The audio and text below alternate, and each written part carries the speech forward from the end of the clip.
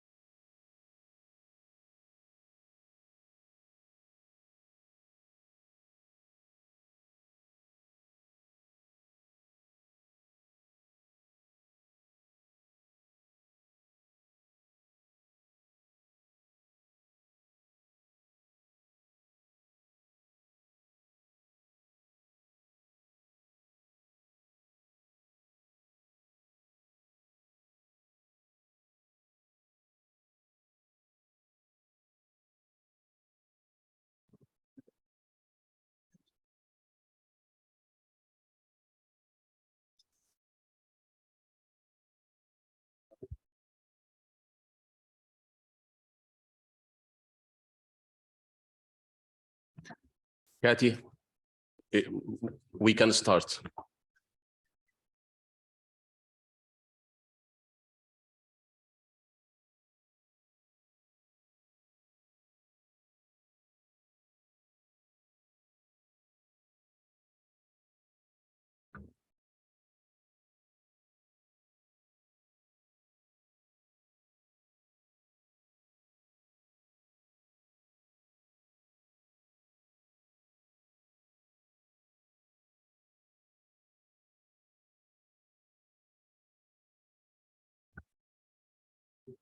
Mr. Said Lehnash Mohammed Abdullah, Under Secretary of the Ministry of Economy and Trade of Libya, Chair of the North Africa Outgoing Bureau, Mr. Alagi Fadera, Director of Development and Planning, Ministry of Finance and Economic Affairs of the Gambia, Chair of the West Africa Outgoing Bureau, Your Excellency, Mr. Tai Bukush, Secretary General of the Arab Maghreb Union, Your Excellency, Mr. Yunus Sikuri, Minister of Economic Inclusion, Small Enterprises, Employment and Skills of the Kingdom of Morocco, Ms. Hanan Morsi, Deputy Executive Secretary of the United Nations Economic Commission for Africa, Excellencies, distinguished guests and experts, ladies and gentlemen, good morning.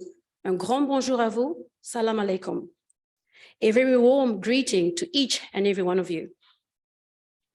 Welcome to this beautiful and warm city of Marrakesh for the 37th Intergovernmental Committee of Senior Officials and Experts meeting for North Africa and the 25th Intergovernmental Committee of Senior Officials and Experts meeting for West Africa.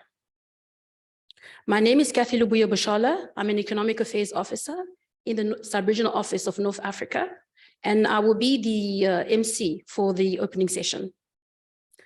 on behalf of the Sub-Regional Office of North Africa and the Sub-Regional Office of West Africa, we would like to extend our appreciation for your presence here today. As statutory deliberative bodies, the Intergovernmental Committee of Senior Officials and Experts of each region oversees the activities of the respective sub-regional offices of the Economic Commission of Africa as part of the program adopted at the annual session of the General Assembly. Furthermore, the committees hold annual sessions to consider the results achieved by the sub-regional offices, their upcoming work programs, and their strategic orientations as it relates to the development priorities of the countries, in this case of North Africa and West Africa. The theme of the special session for our joint meeting for the Sub-Regional Office of North Africa and the Sub-Regional Office of West Africa is food and energy securities in North and West Africa amid multiple crises. Is not only relevant, but is very important as we work towards finding viable solutions for our regions, while at the same time sharing knowledge and experiences. As a result, we are therefore optimistic that this will entail fruitful deliberations in this regard. So without further ado, we will now start with our program by welcoming the Undersecretary of the Ministry of Economy and Trade of Libya, Chair of the North Africa Outgoing Bureau, to deliver his opening remarks. Please welcome Mr. Said Lehnash Mohammed Abdullah.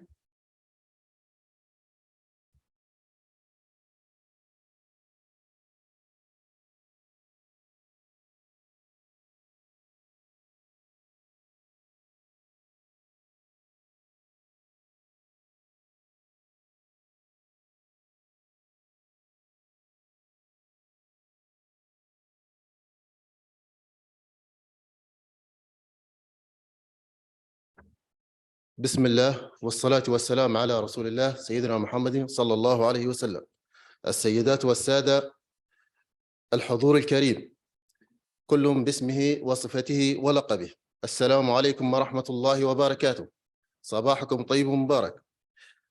إنه لمن الواجب كرئيس للوفد الليبي وكممثل لوزارة الاقتصاد والتجارة بحكومة الوحدة الوطنية بليبيا أن نستهل خطابنا هذا بالشكر والثناء إلى المملكة المغربية الشقيقة ملكاً وحكومة وشعباً على حسن الاستقبال وكرم الضيافة.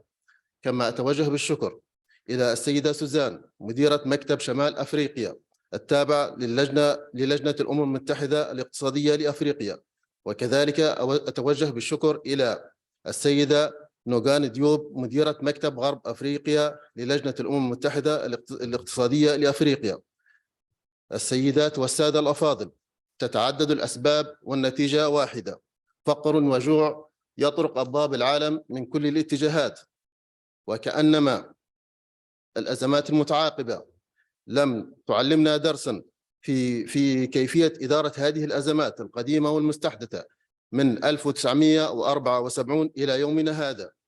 السيدات والسادة الأفاضل، لا يقلل أحداً من الأزمات التي ألقت بظلالها السلبية على الاقتصاد العالمي، وخاصة الاقتصاد الأفريقي، خاصة من ناحية الأمن الغذائي والأمن الطاقي الذي بسببه شهد العالم العديد من الأزمات جراء التغير المناخي وفيروس كورونا، وكذلك اضطراب سلاسل إمداد الغذاء العالمية، وما أدت إلى تفاقم الأوضاع الإنسانية والاقتصادية والاجتماعية. فقد أدت الأزمة الروسية الأوكرانية إلى ارتفاع كبير في أسعار السلع وكذلك أسعار البترول، الأمر الذي جعل من الغذاء وكذلك الوقود أصبح سلاحاً استراتيجياً في يد الدول المنتجة والمصدرة، الأمر الذي أدى بهذه الدول أن تضغط بهذا السلاح الاستراتيجي على الدول المستوردة، وذلك بهدف تحقيق وتطبيق أجندة وسياسات معينة وخلق حالات من عدم الاستقرار الاقتصادي. لا شك أن الظواهر الطبيعية المتطرفة تبقى هي العامل الأساسي والحاسم لانعدام الأمن الغذائي والطاقي، والمتمثلة في الفيضانات والعواصف وكذلك الجفاف. السيدات والسادة، من هنا حري بنا أن نتذكر وأن نستفيد أيضا من دروس الأزمة الغذائية العالمية لعامي 2007 وكذلك 2008 التي حدثت بسبب موجة الجفاف العالمي وكذلك ارتفاع أسعار النفط. وعندما فرضت الدول الكبرى والمنتجة للمواد الغذائية قيوداً على الصادرات وبسبب قلق هذه الدول على إمداداتها الغذائية وتعطل سلاسل توريد المواد الغذائية، الأمر الذي أدى إلى تفاقم وزيادة في الأسعار العالمية والمواد الغذائية.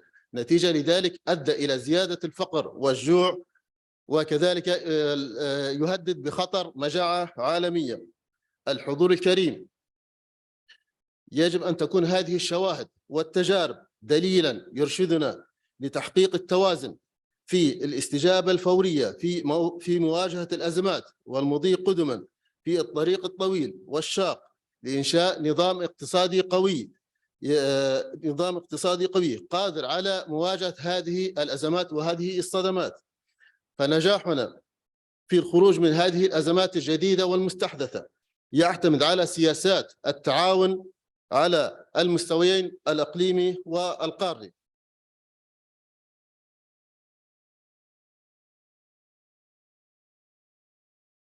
ومما لا شك فيه أن دولة ليبيا خلال رئاستها للدورة 36 قدمت بمقترح يتعلق بتداعيات الأزمات وأثرها على الأمن الغذائي والطاقي، ولاقت هذه المقترح قبولا من اللجنة الاقتصادية لشمال أفريقيا، وحيث عقدت هذه الورشة في 18 من شهر أكتوبر الماضي، حيث كانت هناك العديد من المداخلات من العديد من الأكاديميين والخبراء والمختصين والمهتمين بالأمن الغذائي والطاقي، وكان لها الأثر الإيجابي في إيجاد الحلول والمقترحات التي من شأنها أن تساعد وتساهم الدول في تأمين أمنها الغذائي والطاقي.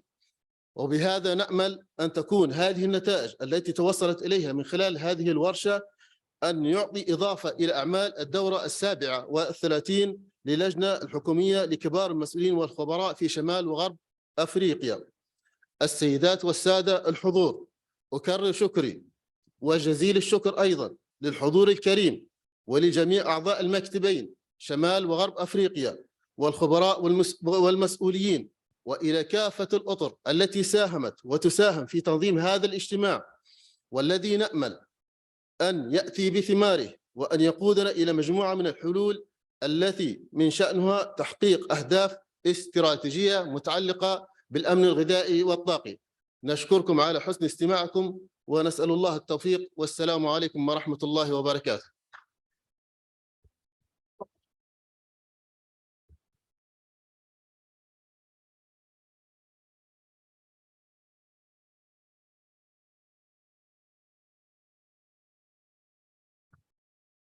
Thank you very much, Mr. Said. The second opening remarks will be delivered by the Director of Development and Planning of the Ministry of Finance and Economic Affairs of the Gambia, the Chair of the West Africa Outgoing Bureau. Please join me in welcoming Mr. Alagi Fadera.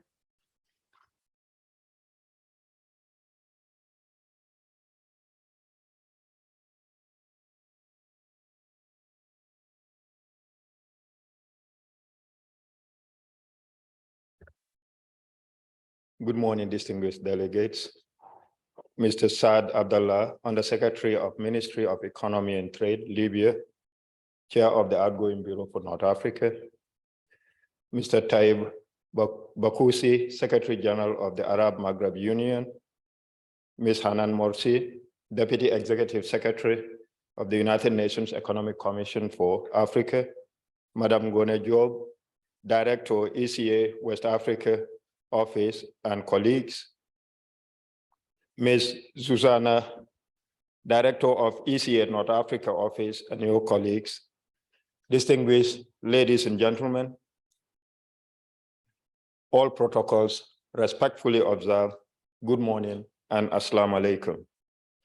It is with great honor for me to address you as outgoing chair for the Bureau of Intergovernmental Committee of Experts for West Africa at the opening ceremony of this, our joint Committee of Senior Officials and Experts of North and West Africa.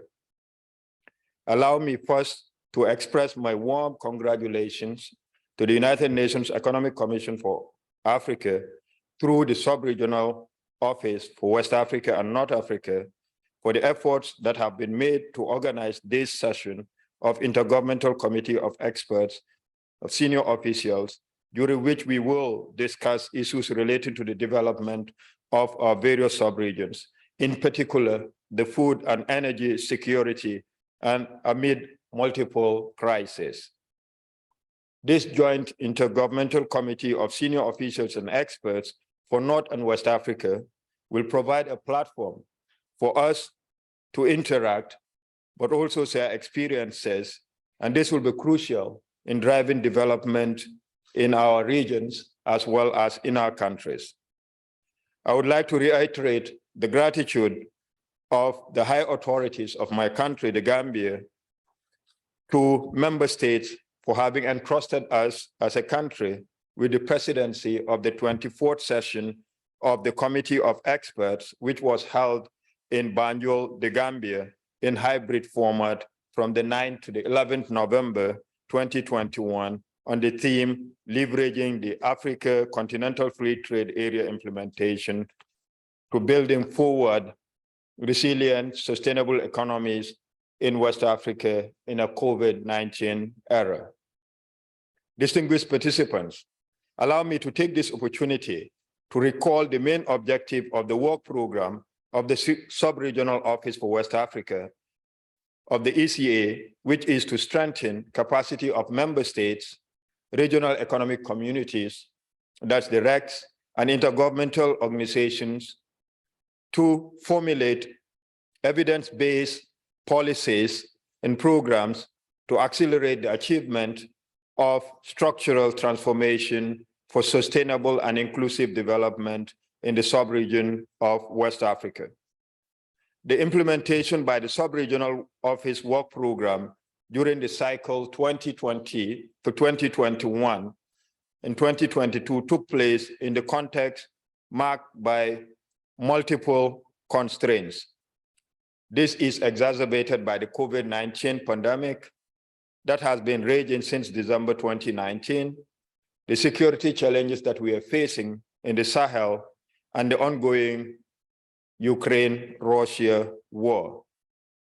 However, despite this, the activities continue to be carried out in accordance with the mandate of the Sub-Regional Office, which is to support the inclusive and sustainable development of West African countries by building our capacities to integrate the challenges of population dynamics into our national policies, as well as our budgets, and to accelerate regional integration using the Africa Continental Free Trade Area as an anchor. Ladies and gentlemen, as the outgoing chair, I am pleased to cite some of the key results that have been achieved by the Sub-Regional Office for West Africa through the activities that have been implemented under the strategic framework of the office for the period 2021-2022. Among this, 110 experts from member states and sub-regional organizations were trained in the National Transfer Account, that's the NTA methodology, including 46 that were trained in 2021. 30 experts and national decision makers were also trained on the Demographic Dividend Monitoring Index, that's the DDMI, and 2 country national budget framework or analytical reports are expected. 45 experts and decision makers from 9 ECOWAS countries were trained on Gender Demographic Dividend Index, which is derived from the DDMI methodology and analytical reports on the budget framework. Additionally, 45 experts and national executives from 9 countries were trained in the demographic dividend sensitive budgeting methodology and approaches. Support was also provided to the operationalization of the ECOWAS Vision 2050 in West African countries. 87% of the 15 member states have ratified the Africa Free Continental Trade Area Agreement, the two remaining countries being Benin and Liberia. 13 projects were implemented to support the implementation of the Africa Free Continental Trade Area in Niger, Togo, Guinea, Senegal, and Burkina Faso. Think tank platform and experts were revived and facilitated with the seminar on the theme Bridging the Gap Between Research and Policy Towards Accelerating the Demographic Dividend in West Africa, which was held in October 2022 in Accra, Ghana. Technical validation of the ECOWAS Africa Continental Free Trade Area sub-regional strategy was also completed. 100 girls were trained and given the opportunity to share life skills acquired during the week-long coding camp that was held on the margins of the ECA 2022 African Ministers Conference that was held in May in the city of Dakar in Senegal. The draft of the ECOWAS Vision 2050 first five-year implementation plan on the final review by ECOWAS Commission and the integrated planning and reporting toolkit was deployed in 6 West African countries, including Benin, Liberia, Niger, my own country, the Gambia, Cote d'Ivoire, with its domestication and official adoption by Burkina Faso. Ladies and gentlemen, at this point, I would like to convey sincere gratitude to ECA and the Sub-Regional Office for West Africa under the dynamic leadership of Madame Gone Job and her team for the collaboration and support that we have received as a country during our mandate as the president for the ICE 24, and for all the good work that they have done in this regard. It is now time for me to hand over the presidency to my successor, who will continue and take over the mantle of leadership and the immediate work of co-chairing this our joint session. I am very sure that our efforts will lead to relevant recommendations which will be brought to the attention of our various governments in our countries. I want to wish my incoming successor good luck and assure him of our continued support as a country and outgoing president. In this regard, and to conclude, I wish all of us very fruitful and successful meeting, and I thank you for your kind attention. Assalamu alaikum.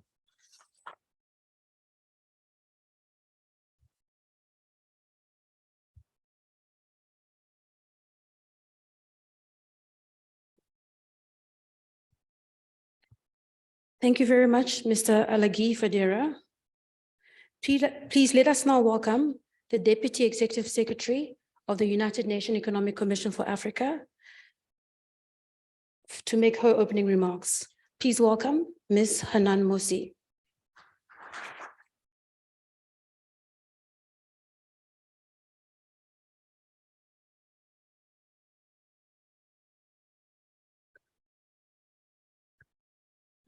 Good morning. صباح الخير والسلام عليكم. Mr. Saad Mohammed Abdullah, Under-Secretary of Ministry of Economy and Trade of Libya and Chair of North Africa Outgoing Bureau. Mr. Alagi Fadera, Director of Development Planning, Ministry of Finance and Economic Affairs of Gambia, and Chair of West Africa Outgoing Bureau, Your Excellency, Mr. Tayyip Bakoush, Secretary General of the Arab Maghreb Union, Excellencies, distinguished guests and experts, ladies and gentlemen, all protocol observed.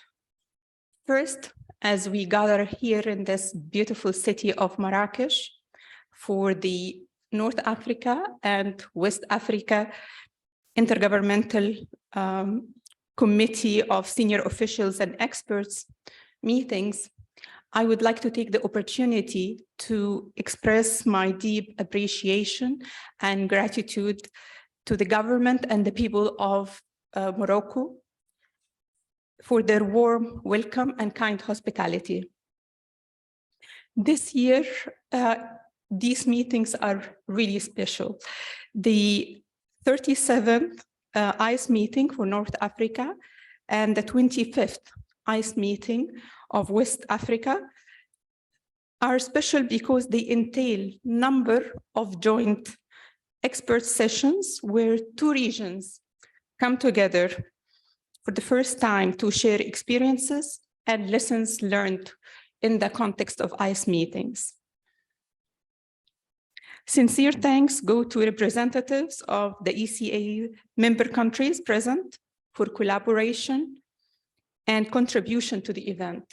And special thanks go to the representative of Libya for leadership in bringing the critical topic of food and energy security on the top of our agenda today. The meeting takes place in a very critical time of high uncertainty around the world. Financial tightening and what we call in the UN the cost of living crisis of generation. It's a period of economic fragmentation, unfortunately, including deepening country-level divergence in Africa due to the pass-through effects of the war in Ukraine, which exacerbated the fallout from the pandemic and the ongoing effects of the climate change. In this context, challenges for the North and West of Africa regions are tremendous. But let me also emphasize that opportunities are abundant. The commodity price shock induced by the pandemic and heightened by the war in Ukraine have exposed our region's import dependency problem and the increasing food and energy security issues. Adding to this are the climate-driven shocks and weather disruptions. The regions are experiencing high inflationary pressures, increased deterioration in household purchasing power, and heightened concerns over increasing debt burdens. Therefore, the chosen theme of this year, ICE 2022, on food and energy security in North and West Africa amid multiple crises is very timely. On a more positive side, the current global energy crisis is an opportunity to scale up private sector investments in renewable energy and to build resilience by reducing energy security risks related to volatile fossil fuel supplies and improving energy mix. Similarly, the heightened and volatile food prices expose the vulnerabilities of our countries to such shocks and underscore the need to build sustainable food systems at regional levels. The intention of ICE meetings, together with the expert meeting, is to devise long-term tangible solutions for our regions. At the same time, the economic recoveries already experienced need to be safeguarded and rapid rise in acute and food energy insecurity prevented and mitigated, given the higher food and energy prices, as well as disrupted global value chains. This year's theme is crucial as it does not only address the urgent crisis at hand, but it also provides a unique opportunity for a major policy reset toward the development of sustainable food systems on one hand, and increased regional integration and intercontinental trade and within the Africa Continental Free Trade Agreement, as well as envisaged renewable energy transitions. Excellencies, ladies and gentlemen, Given the added layers of current fiscal constraints, tightening global financial conditions, and high debt, it's essential to design and implement structural reforms to put our countries on the path of high and sustainable growth. Moreover, uncertainty still surrounds the global outlook going forward. The global growth could decelerate to 4.1% in 2022 and stagnate during 2023, which implies reduced demand for commodities, decline in capital inflows, and lower income from remittances and tourism in most parts of Africa. These shocks are threatening the poor and raising fuel and especially food insecurity in our regions, as households on average utilize more than 40% of their income in food. The food security situation in the continent is further aggravated by frequent and severe drought sessions. Current seasonal rains and floods in West Africa have affected around 731,000 people and may jeopardize social and political stability.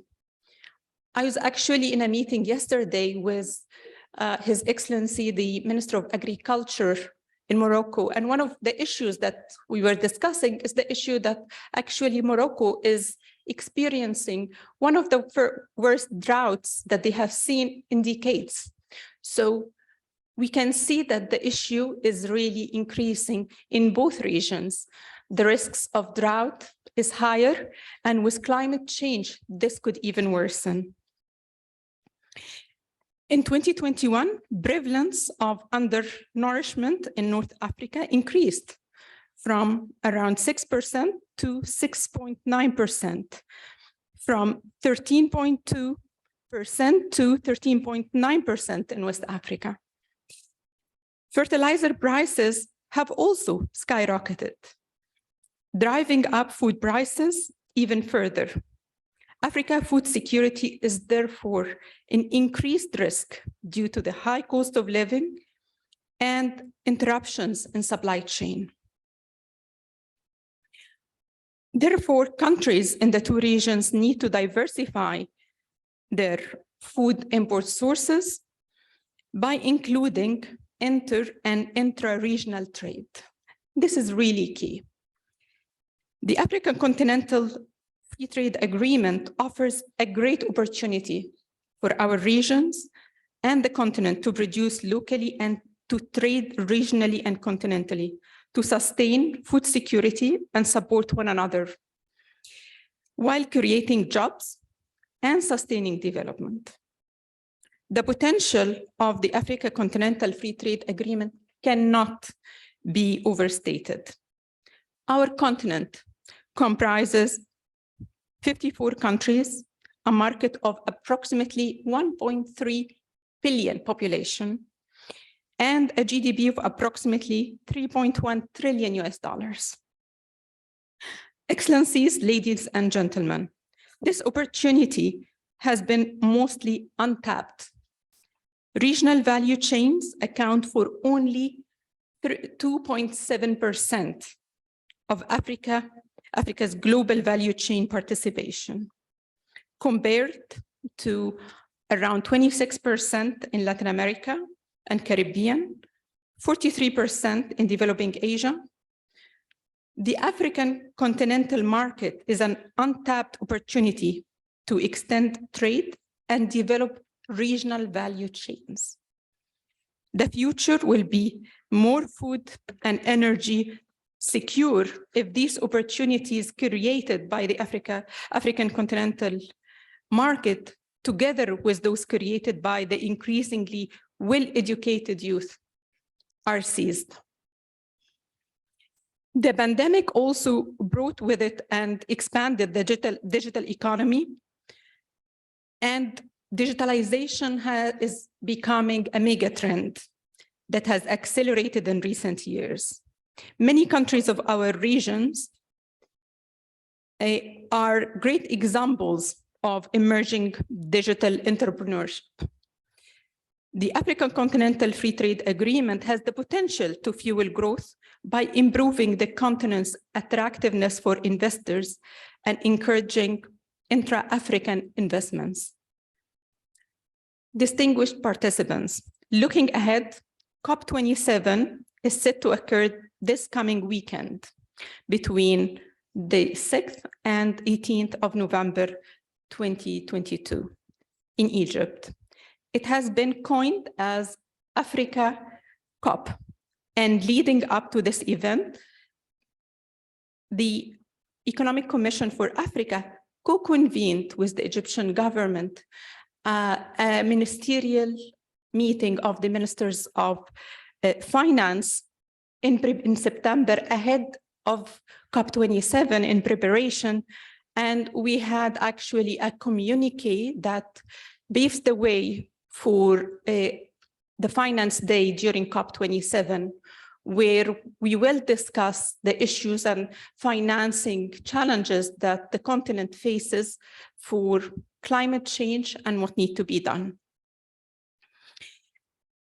On the continent, North African countries are leading on the renewable energy front, with Morocco being currently home to one of the world's largest concentrated power plant. In similar spirit, Egypt is also home to another big solar project, Benban, which is the largest solar project in Africa. And West Africa adopted also a regional strategy for coordinated regional climate action, which contains sectoral objectives for adaptation and mitigation to build a West African community resilient to the impacts of climate change. The ongoing cascading crises offer the African continent a chance to build forward better, to embark on recovery that is truly inclusive, green, and sustainable, including moving to cheaper energy provision and sustainable food production and trade. Better means also going more prepared and resilient to the future, and becoming less exposed and vulnerable to future shocks. In that regard, North Africa and West African countries can tap green, social, and sustainable bonds that direct financing to projects with positive social climate outcomes. This will help address the current pressing needs and, perhaps more important, ensure greater intergenerational justice by building foundation for future generations while improving the quality of life and well-being in line with the SDGs and the Africa Agenda 2063. Excellencies, ladies and gentlemen, with these remarks, I would like to welcome you once again to the 37th ICE meetings for North Africa and the 25th ICE meetings for West Africa.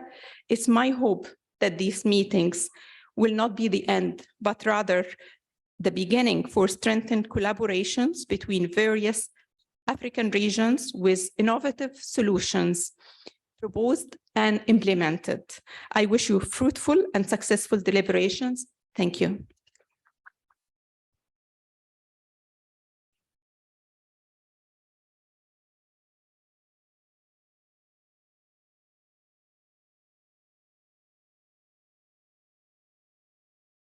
Thank you very much, DES. Please let us now welcome the Secretary General of the Arab Maghreb Union to make his opening remarks. Please welcome His Excellency, Mr. Taib Bakush.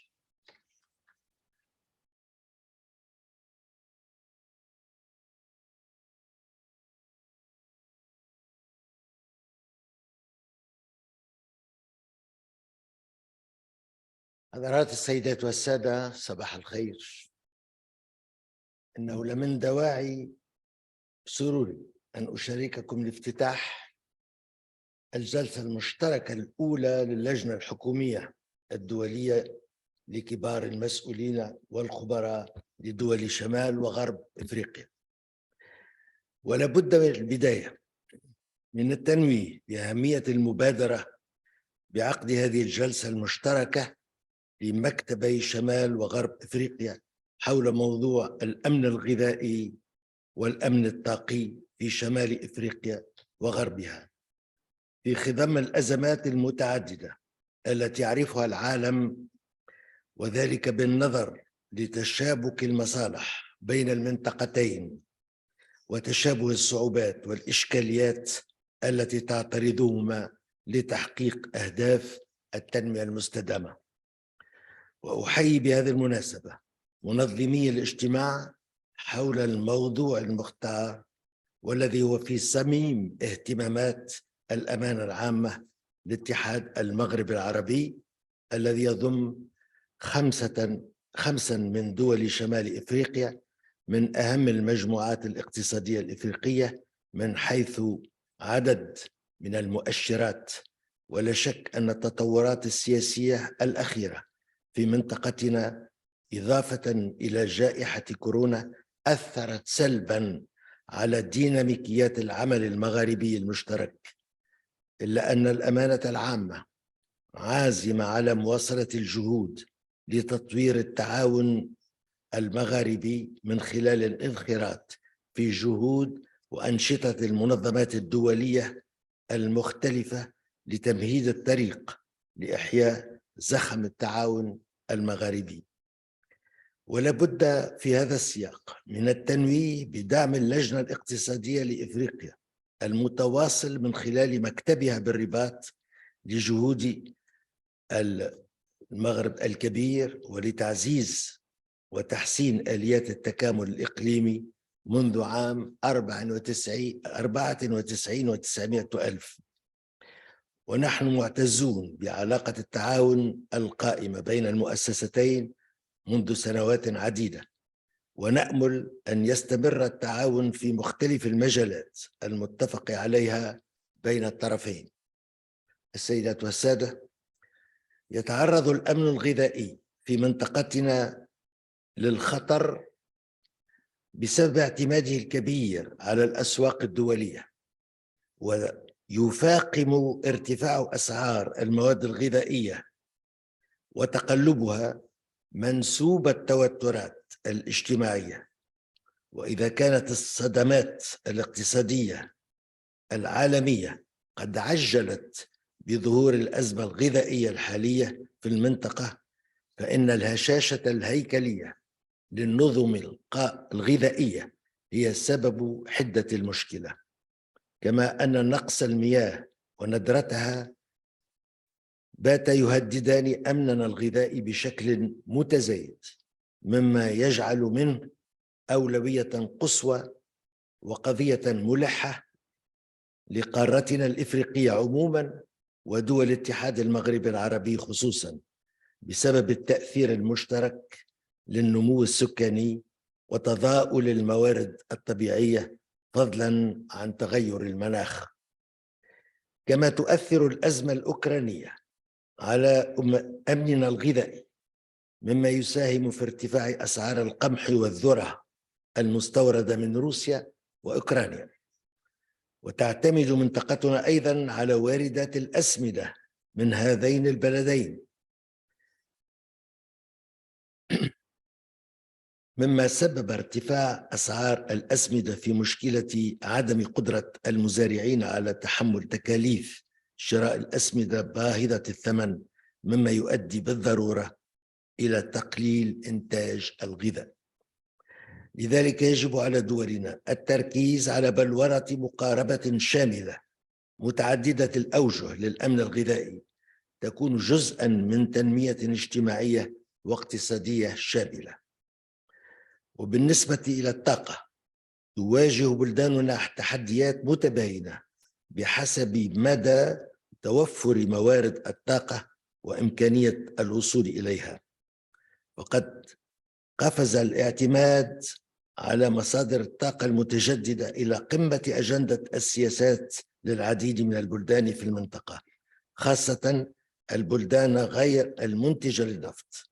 لكن التحول الطاقي العالمي من خلال مكافحة تغير المناخ والتخلي عن الوقود الأحفوري، ولا سيما التزام الاتحاد الأوروبي بتحقيق الحياد المناخي بمعنى التحييد الكربوني بحلول عام 2050 يستدعي أن تقوم بلداننا بمراجعة استراتيجيات الطاقة وإعادة توجيه إنتاجها نحو الطاقات المتجددة التي من المفروض أن تصبح في قادم الأيام محركاً أساسياً للنمو الاقتصادي وخلق فرص شغل مؤهلة في البلدان المغاربية، وإن تنمية هذه الطاقات على نطاق واسع يمكن من مواكبة التحول الهيكلي لاقتصاديات المنطقة ونموها نحو تصنيع متنوع ذي قيمة مضافة عالية.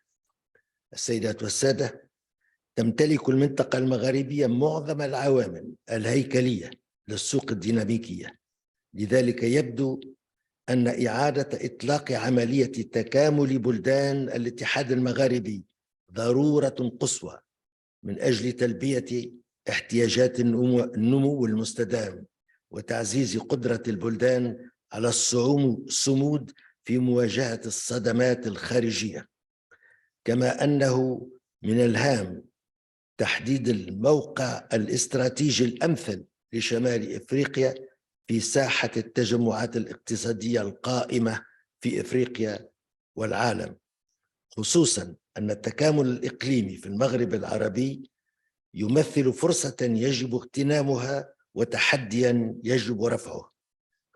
وتلتزم الأمانة العامة لاتحاد المغرب العربي مثل المجموعات الاقتصادية الإقليمية الأخرى التزاماً راسخاً بمختلف جداول الأعمال القارية والعالمية للتنمية الاقتصادية والاجتماعية، فالاندماج المغاربي بجميع جوانبه الاقتصادية والاجتماعية والأمنية يظل الوسيلة الأساسية للسماح بتسريع النمو وخلق فرص العمل والحد من البطالة.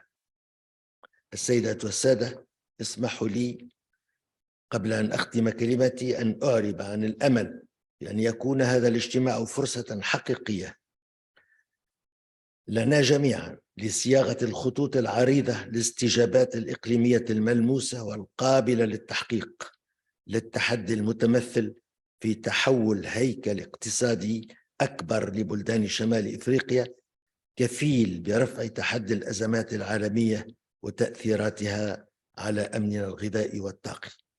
أرجو لكم التوفيق في أعمالكم وأشكركم على حسن الاستماع. شكرا.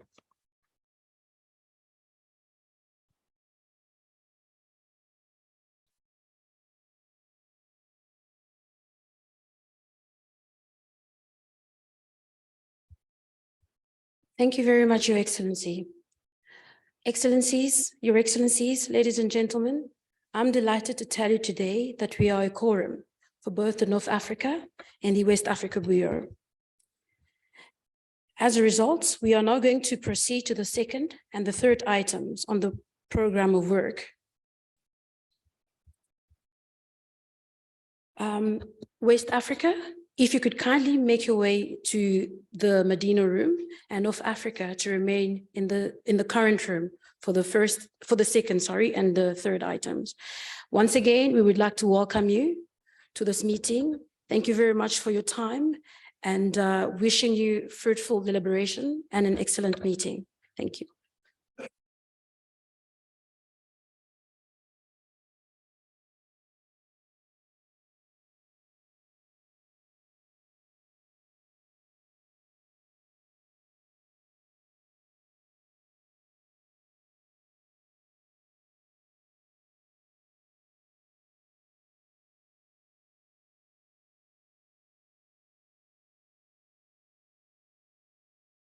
Sorry, if for the delegates that are moving to the second room of Medina, if in case you require translation, could you please carry your caskets? Thank you.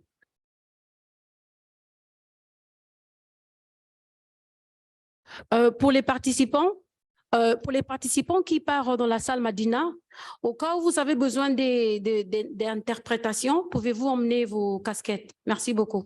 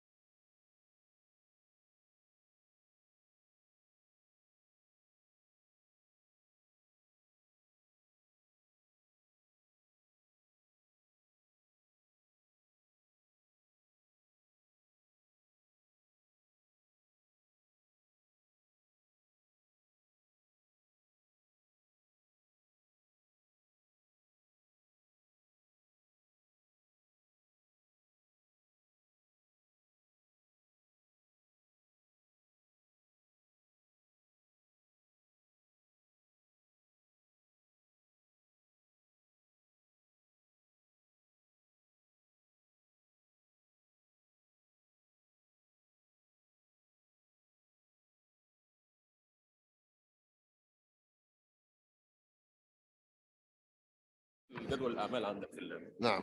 انت مش معاك عبد الله، عند عبد الله.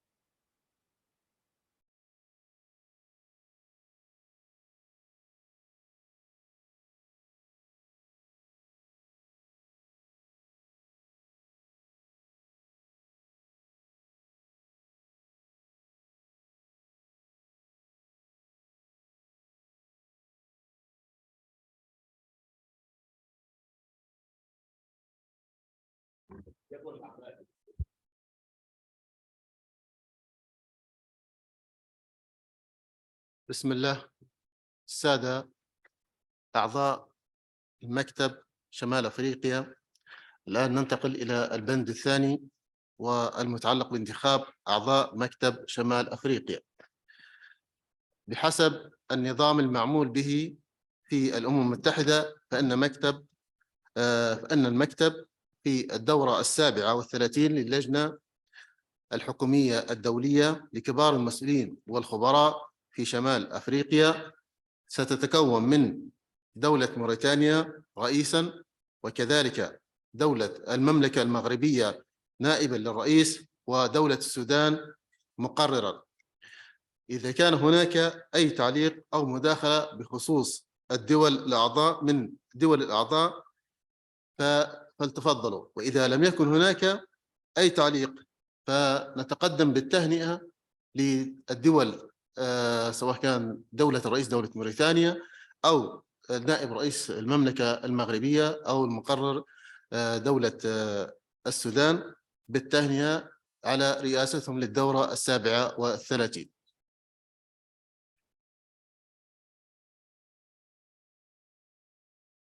هل من تعليق السادة الأعضاء؟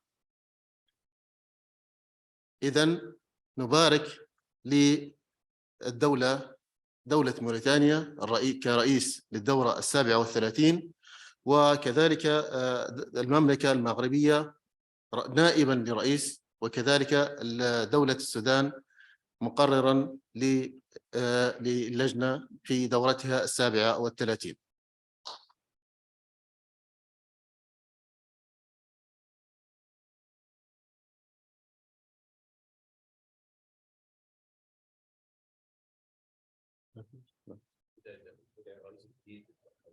فيتفضل السيد سيدي محمد نقول لرئاسة الدورة.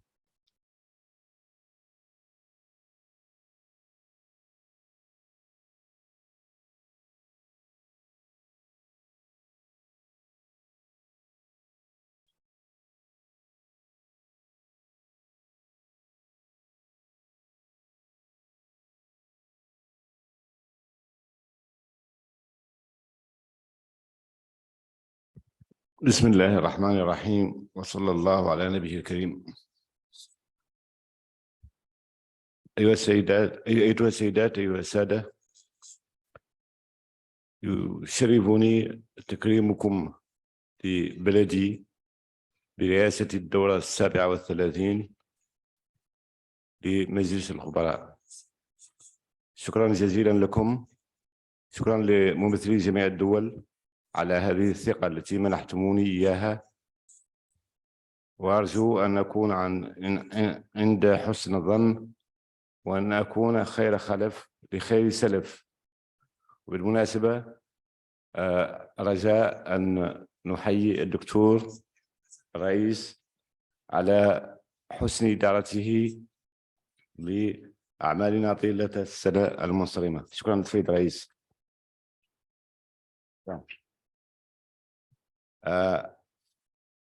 كان الانتخاب بالإجماع، أرجو أن يتواصل وأن أحصل أنا وزملائي على مأمورية ثانية وثالثة ورابعة، وأن نستمر في إدارة هذه الجلسات إذا وافقتم. شكرا. نتجه البند الثالث الذي يتعلق باعتماد جدول الأعمال. أظن أن الجميع لديه جدول أعمال. هل لو تفضلتم أو لو كانت في اقتراحات تعديل أو مصادقة على جدول الأعمال أو تعليق؟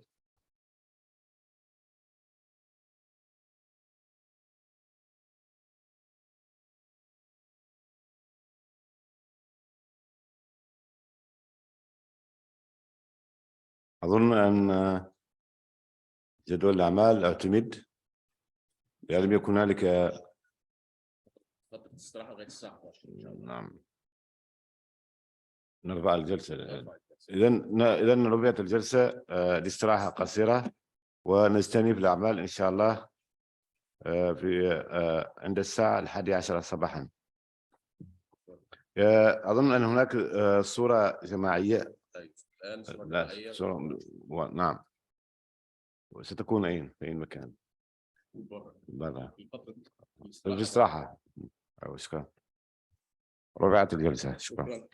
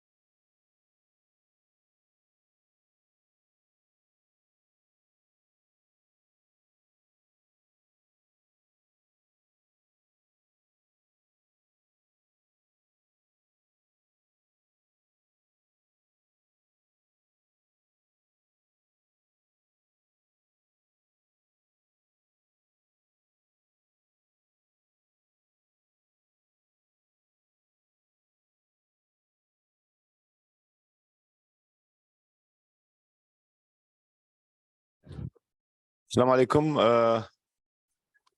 S'il vous plaît, on nous demande de faire une photo de famille. Photo de groupe, s'il vous plaît. رجاء الخروج من القاعة لحضور الصورة الجماعية. تفضل.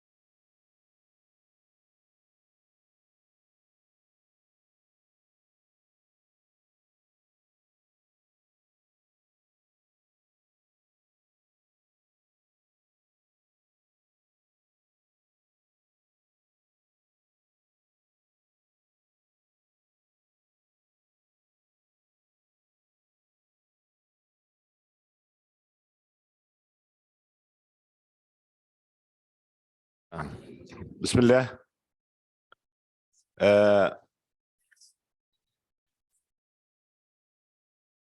سنبدأ بأعمالنا رغم تأخر طفيف في الوقت، لكن سنحاول أن نتدارك. Bonjour tout le monde. Nous allons passer en revue ensemble rapidement le programme. Comme c'est l'Afrique du Nord et l'Afrique de l'Ouest ensemble, je serai accompagné de mon collègue du Ghana qui assure la présidence pour le bureau de l'Afrique de l'Ouest. Nous allons passer en revue ensemble le programme rapidement. Si certains parmi vous ont des remarques particulières ou des suggestions, sinon nous allons passer au point 4, à la session spéciale consacrée à la sécurité alimentaire et énergétique en Afrique du Nord et en Afrique de l'Ouest, sur fond de crises multiples.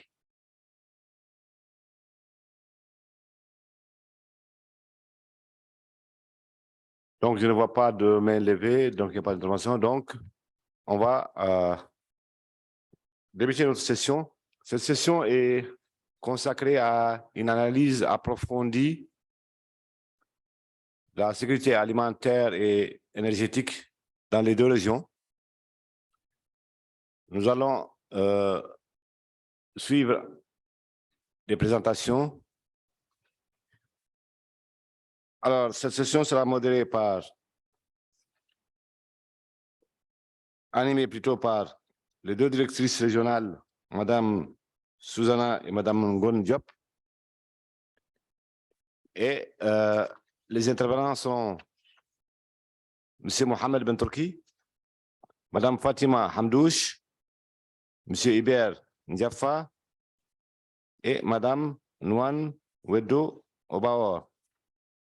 Ce sont nos différents intervenants. Donc, la session est ouverte. Madame. So, thank you very much. The topic of our session today is food security and energy security in North and West Africa. And this presentation focuses on one part, therefore, food security in North Africa. So before I start, I would like to thank, first of all, to everyone here for coming and participating, and also especially to our team in North Africa for the work that we put into the presentation. So next slide, please. Or can I do it here? No, okay. So just a quick outline what the presentation will look like, the structure. So first we look at the background from the global level. Then we look specifically at North Africa challenges as a region and specific countries. Then we look at what policy responses did countries undertake. And here I would like to say we still welcome contributions from our member countries to update us what exactly they are doing. This is a really evolving area. Then some policy recommendations based on global experiences, but also experiences from the earlier crisis, and in particular the mentioned one, 2007 and 2008. But we also, of course, had the 2011-12 increased food prices crisis. And then some key messages for going forward. Next slide, please. So first background, next slide, please. So let's look at this over the longer term. So this is a food insecurity in the world. And current projection, it is still estimate, but that's the latest we have, that 768 million people are estimated to be suffering from chronic hunger at the end of 2021. And this is only by 50 million less than 17 or almost 20 years ago in 2005. And more concerningly, it is by 150 million people more than in 2019, which was before the pandemic. So this is really showing us, and also showing us the vision of the Libya Bureau, putting it on top of the policy agenda, how important this topic is. And it is not comparable to 2007 and 2008 crisis. It is more severe today, and we see it from the graph. Now, it is also clear from this graph that we are not on track to meet SDG 2, which means eliminating global hunger. At some point, it looked more promising on eliminating poverty, but even then the pandemic presented major setbacks. So we are now not on track in either globally in either of those goals. Next slide, please. Now, here are some of the key drivers. So we, of course, all are aware also from our personal experiences about food prices. This graph is from mid-2022. We know that prices now are lower, but they are still elevated from the historical point of view, and they are extremely volatile. So the high prices are directly impacting purchasing power, and that's why we talk about cost of living crisis. And in fact, according to the UN, cost of living crisis in generation. But the volatility deters investment, and that has long-term implications. Next slide, please. Now, conflicts. Our region, North Africa, like other parts of Africa, is not free. In fact, there are plenty of conflicts. And when we talk conflicts, we even mean one-sided conflicts. So when armies, for example, attacking civilians. So even those type of conflicts have serious implications for food security. Next slide. Then the global temperature. No, it's fine. So first of all, there is global warming, and we are all aware. But this is not the only concern when it comes to food security. We have increased occurrence of extreme weather conditions. And so the drought in Morocco was mentioned. That's just one of the examples. But this is a global phenomenon. Okay, next slide, please. Now, distribution is equally concerning. So not only there is a higher number of, in the last 3 years of food insecure population people, but this distribution is increasingly being shifted to developing countries and to Africa. So, for example, Africa today as a whole accounts for more than 1/3 of the undernourished, even though the population of Africa at 1.3 billion is just about 16% of the global population. So disproportional burden on African people when it comes to hunger. Again, underscoring the importance of the topic. Next slide, please. So here again, the point about elevated and volatile global prices. And this is by different commodities. We saw it applies across, rice being one of the exceptions. Next slide, please. Now, let us look a bit more closely at North Africa, our region. Region of our bureau. So when we look just from kind of the sub-regional perspective, North Africa appears to look doing well. The share of undernourished is less below the world average. We saw that was about 10%, 9.8 exactly in 2021, but North Africa at 6.9. Next slide, please. But when we look at individual countries, it's less rosy and we see great differences. And in particular, Sudan and, Libya is not here, but Libya would be also one of the countries severely impacted. But Mauritania and Sudan stand out and are certainly above the global average. Next slide, please. Now the trend. So you may ask, so it has been declining, the projection, or about stagnating until 2019, and now the increase. So this is a bit of a gloomy picture, assuming things would continue like for last 2 or 3 years. We would have not only decreased, but actually absolute increase. And this is partly driven by population, but not only population growth. Now, on the right, we get a little bit more nuanced picture by our countries. And equally concerning as the stunting, which means limited growth, and wasting, which means insufficient muscle mass, or basically underweight also. There is a concern of overweight, and that's increasingly a concern in the middle-income countries. And we see it on the example of Egypt, I think Egypt, Algeria, Tunisia, for example. So significantly rising share of overweight population. And with that, the diseases, the non-communicable diseases, diabetes, etc. Next slide, please. So here, how we look at the food security today. Historically, about Africa, it was mostly about food availability. Is there enough food? We need to produce more food. That was the #1 priority. We need to deliver food aid. Today, it's about the other parts, which is food access and food utilization. So access means infrastructure, storage, and adequate food quality delivered to the customer.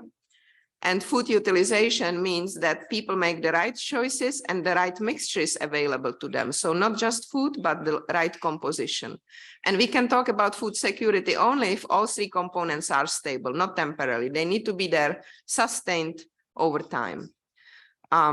So for example, we know that in, as I said, over 1/3 of the population in North Africa were facing moderate or severe. So severe, it's about 10%, but moderate comes to 1/3 of North African population. That means occasional lack of access to adequate diet. Next slide, please. And here is just the food insecurity, the severe one, or and then we see that again, Libya and Sudan are on the radar with particularly high proportions. So this is as much about utilization again, and just a comment on kind of the type of diet. It's disproportionately heavy in grains in North Africa and often also in sugar. And then governments actually could move forward, for example, by instead of subsidizing sugar consumption, as is, for example, the case in Morocco, they could look at South Africa or some advanced economies and be taxing sugar. So this is just a thought to reduce the share of carbohydrates in the diet. Next slide, please. So what are the actual policy responses and what do we think about them? So this is just a graph on the prices, different countries. Egypt suffered the most from elevated prices, but all countries were impacted. Next slide, please.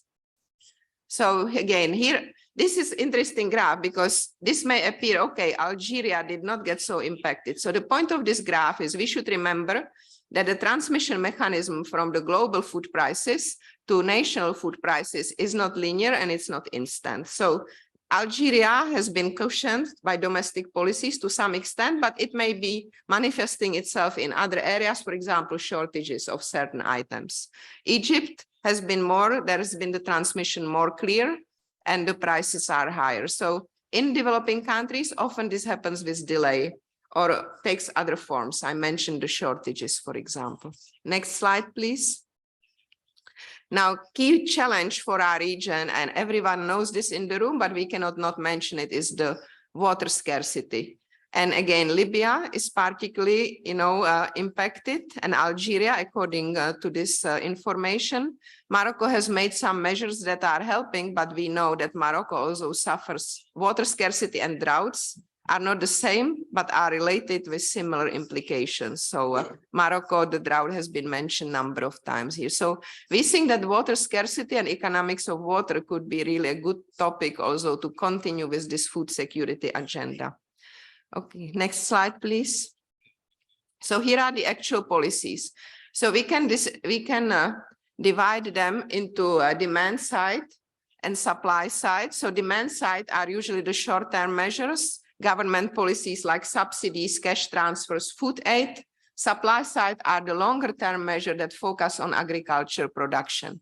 And here is what we gathered, but we would like to update it and have more information from you, what different countries have done. So let's just look at some examples. So suspension taxes on food items, that would be one way how to ease the burden of rising prices on population.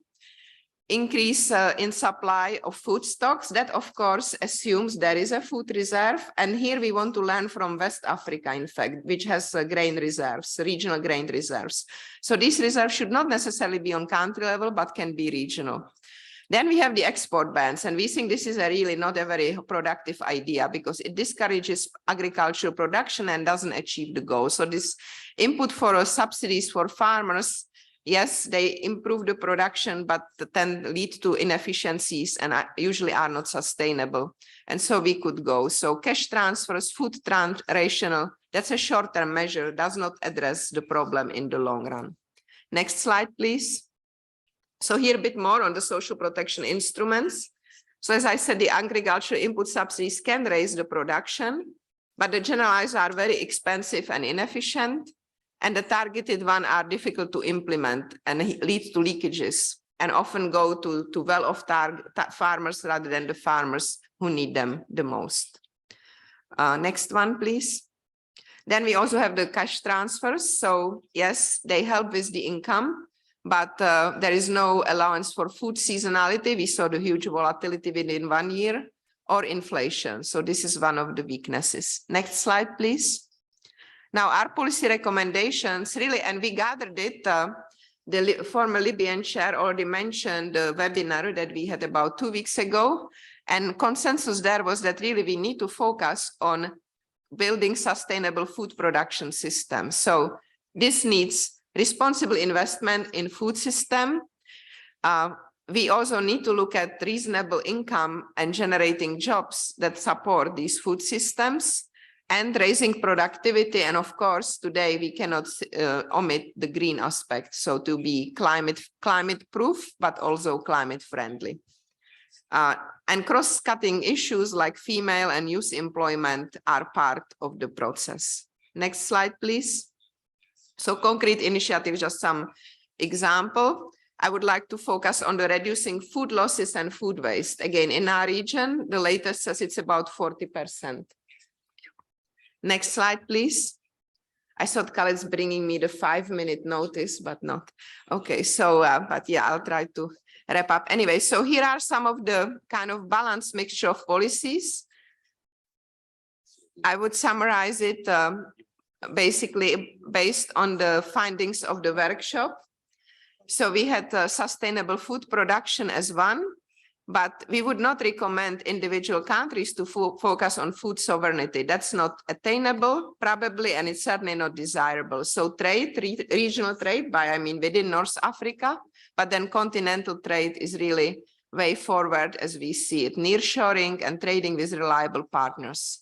So that's basically the 2 pillars, and we have some, other, so social welfare policies. When, this crisis hit, as was mentioned by Diaz, 40% of income for the poor households is spent on food.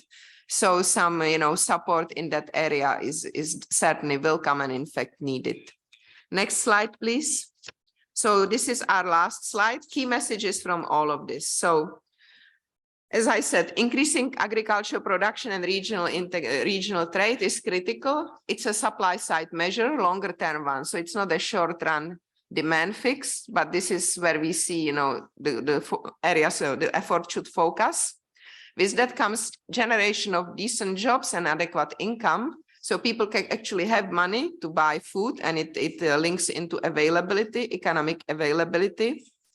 Much better food utilization, which means also education on the nutritional components, utilizing the technology and including artificial intelligence, and that can play a really important role in food crisis prevention. Again, we suggest that, efforts are made to achieve food security on regional basis, not on country basis. And again, the example West Africa with regional grain reserve is perhaps a good starting point. And importantly, shift from short-term and output-based intervention, which are necessary, but we see them every time there is a rise in food prices, to really longer-term deliberate efforts to create much greater resilience against latest shock. Because if we would go back to the first slide, can we please go back to the first slide, and with that, we would really see how much damage this time the increasing the global food prices combined with the global energy prices has caused in terms of accomplishments of moving to SDG 2. So thank you very much, and we look forward also to hearing your views, especially that's why we have this gathering. Thank you.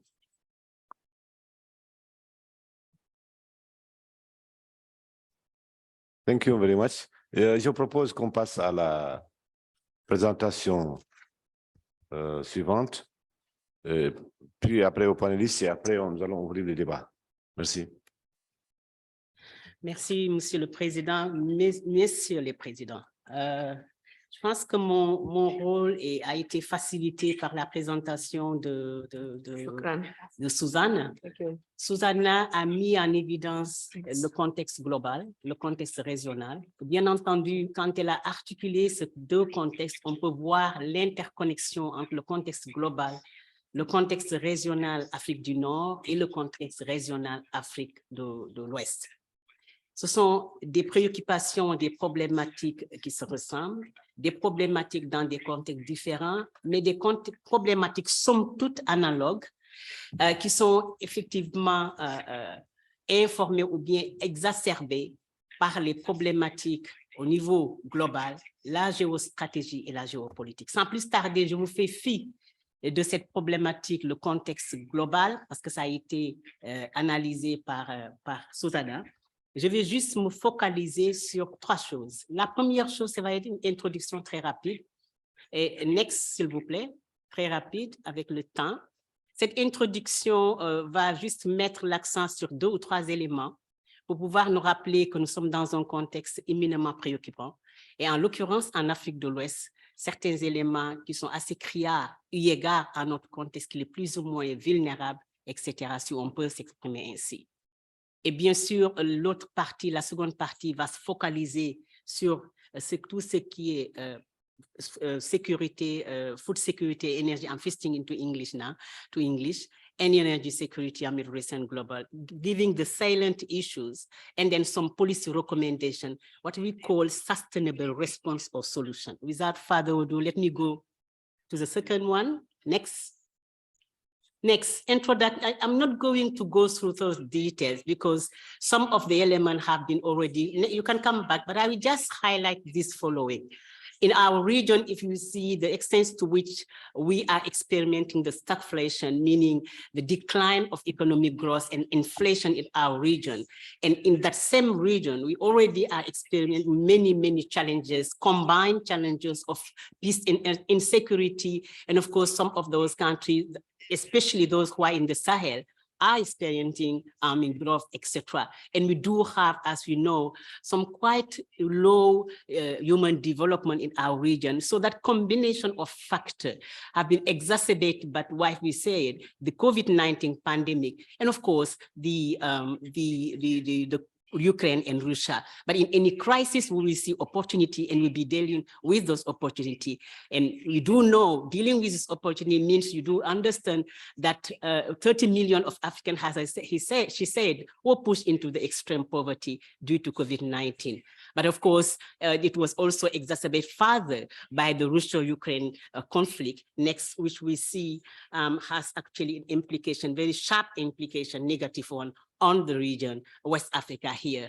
And Africa, including, of course, West Africa, has the richest. And this is actually what I would like to bring together. Yes, there are things, but why analyzing the impact of those crises on the region? We also have to bear in mind the fact that our region is under with natural resources, mineral resources, all of which will help us to be able to continue analyzing the issue, bearing in mind the opportunity we have to unlocking those endowments. And of course, we have the richest solar resources on the planet, but as instead only 5 gigawatts of solar photovoltaic, accounting for less than 1%. This is very little. You will see here in the industry, the coal, oil from 9%, and the transport is only 65%, and residential 5%, etc. You have the other renewable energy, which we have 0 when we have the solar and we have all the sun, everything. So those one can help us moving forward while analyzing the issue to say there are opportunity out there. We'll be coming to that next.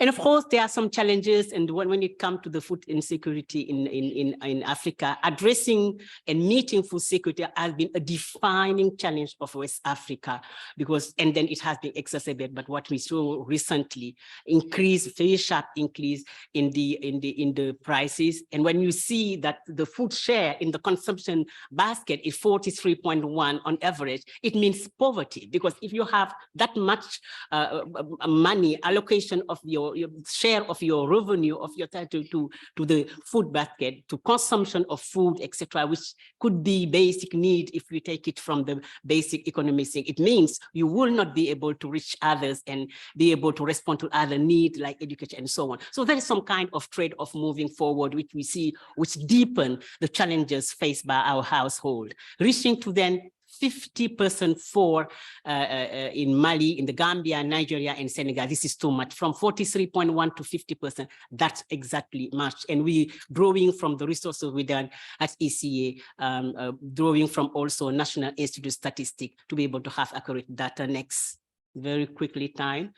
And of course, when it comes to resource endowment, we know we also have the fossil fuel. Of course, sometimes we say this is moving toward the zero net, and the fossil extra and so on need to be rethink. And what do we mean by all that when we analyze our resource endowment and the whole paradox of the plenty, and how the fact that that resource endowment has not been translated into, you know, the end product that can help to have access to energy, etc., have exacerbated that situation. The COVID-19 and the crisis exacerbate them. Those structural challenges we're facing, oil production estimated at 1.98 million barrels per day in 2019, more than 80% of the production exported. This is actually, and Nigeria, our very country, Nigeria, boasts of about 20.2% of the continent crude reserve, the second country in Africa after Libya. Very much and many resource endowment, magnificent what we have.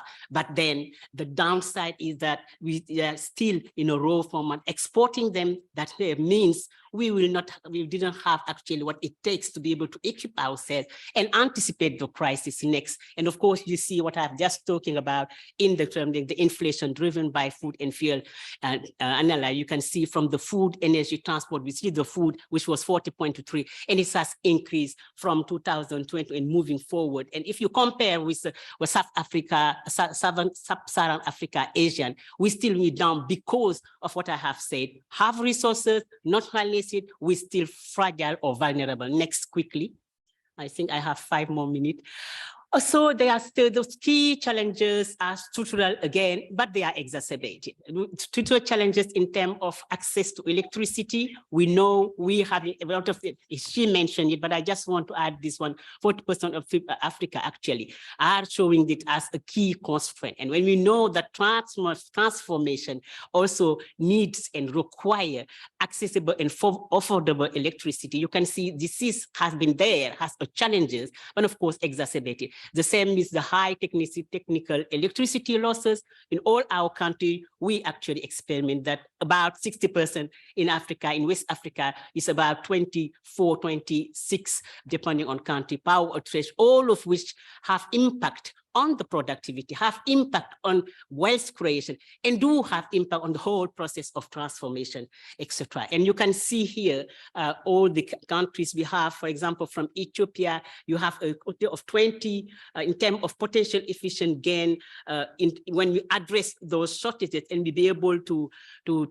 address the losses. It's here between 25, less than 25, 23% for Ethiopia. And of course, here you will have for Kenya, more than 22 and so and so. So there are room for improvement. The structural challenges are there, will be exacerbated by COVID-19 impact. But again, there are opportunity because we have room to maneuver and navigate such challenges. Next, please, quickly. Energy security, again, structural challenges being exacerbated. You will see we are there in West Africa, down there, in the 50 to 25 in terms of access to electricity, etc., compared to the world.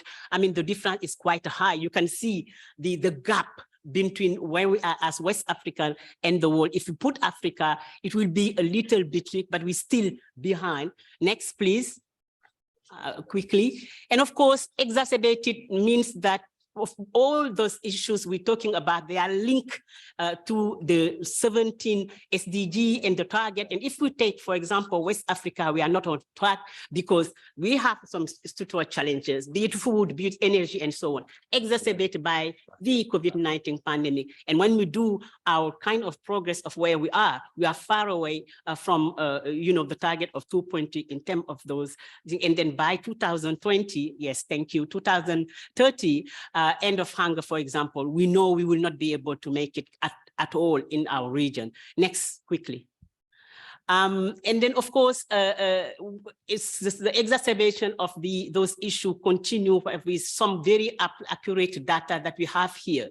For example, if you say we have 193 million, you have it on your left, the graph, but then you have it, some of those figures here very quickly on your right. 193 million people actually food insecure and in the need of urgent assistance. We have here our quote from FAO and PAM with whom we work. And when you dig into the issues, you will see that actually those are, I would say, even indicative, because the reality can be even worse, which really bring to bear the very issue of the basic things that we need to bring, and yet we have those resources, yet we still facing those challenges, and any crisis will exacerbate them. The number of people facing, for example, severe food insecurity has doubled in Niger and Mauritania, because Mauritania is somehow half of in West Africa, part of it, and triple in Mali compared to November. And here you can bring the issue of conflict as well, because both Mali is facing also some terrorist issue, Niger as well, and all of that, which also bring us another issue with the resilience. Despite their resilience, there are also structural issues that continue and that actually are exacerbated by those crises we're talking about. And more than 50% of the region, of course, are in food. This is West Africa. So you could see the big challenges we're facing. Next, quickly, almost done. Well, and you take now the whole issue of food insecurity, bring them together in one thing. You can see in the face, for example, in terms of the poverty, because they're very linked, having access to food and so on, and being food secure, does have implication on the other dimension of poverty, and that's, as I'm saying. And if you look at here, you have the different phases. You have the lean season 2019, and you have 10.7 million people suffering from, kind of food insecurity and all the issue related to that, poverty, etc. And you have the lean season of 2020, which also has increased by almost 8.3 million, so 90 million, and it continues from that one to 33 million in 2000. This shows that is a kind of incline line with an exponential increase of that food insecurity, which means it does have also implication on the poverty, vulnerability, and the whole insecurity package. If you take the nexus between insecurity, development, poverty and human development, you will have that kind of equation that is we have before us. Next. Next, please. Almost done.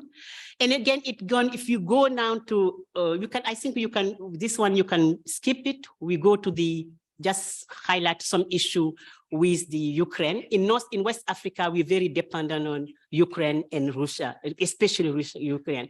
And just to give you the impact here, for example, in Beni, almost 100% supply went by Russia and Ukraine in 2019, while 8 of other countries imported significant part of which from Russia and Ukraine, with more than 50% from Senegal and Burkina Faso. These figures speak to the reality. It means, your whole food ability to really secure food for the population depend on the country. And this is a country that are 140 million and 1 million. So if all West Africa with 411 million inhabitants somehow depend on the ability and capacity of those two countries, especially Ukraine, to provide those with industrial to the 15 countries. So there's a kind of policy issues here and development issues that we need to address moving forward. And I think it's very linked to what we've seen is North Africa. So you can see the interrelationship and the correlation, the kind of synergy and the similar issues, problematic we're dealing with in both regions, North Africa and West Africa. Next.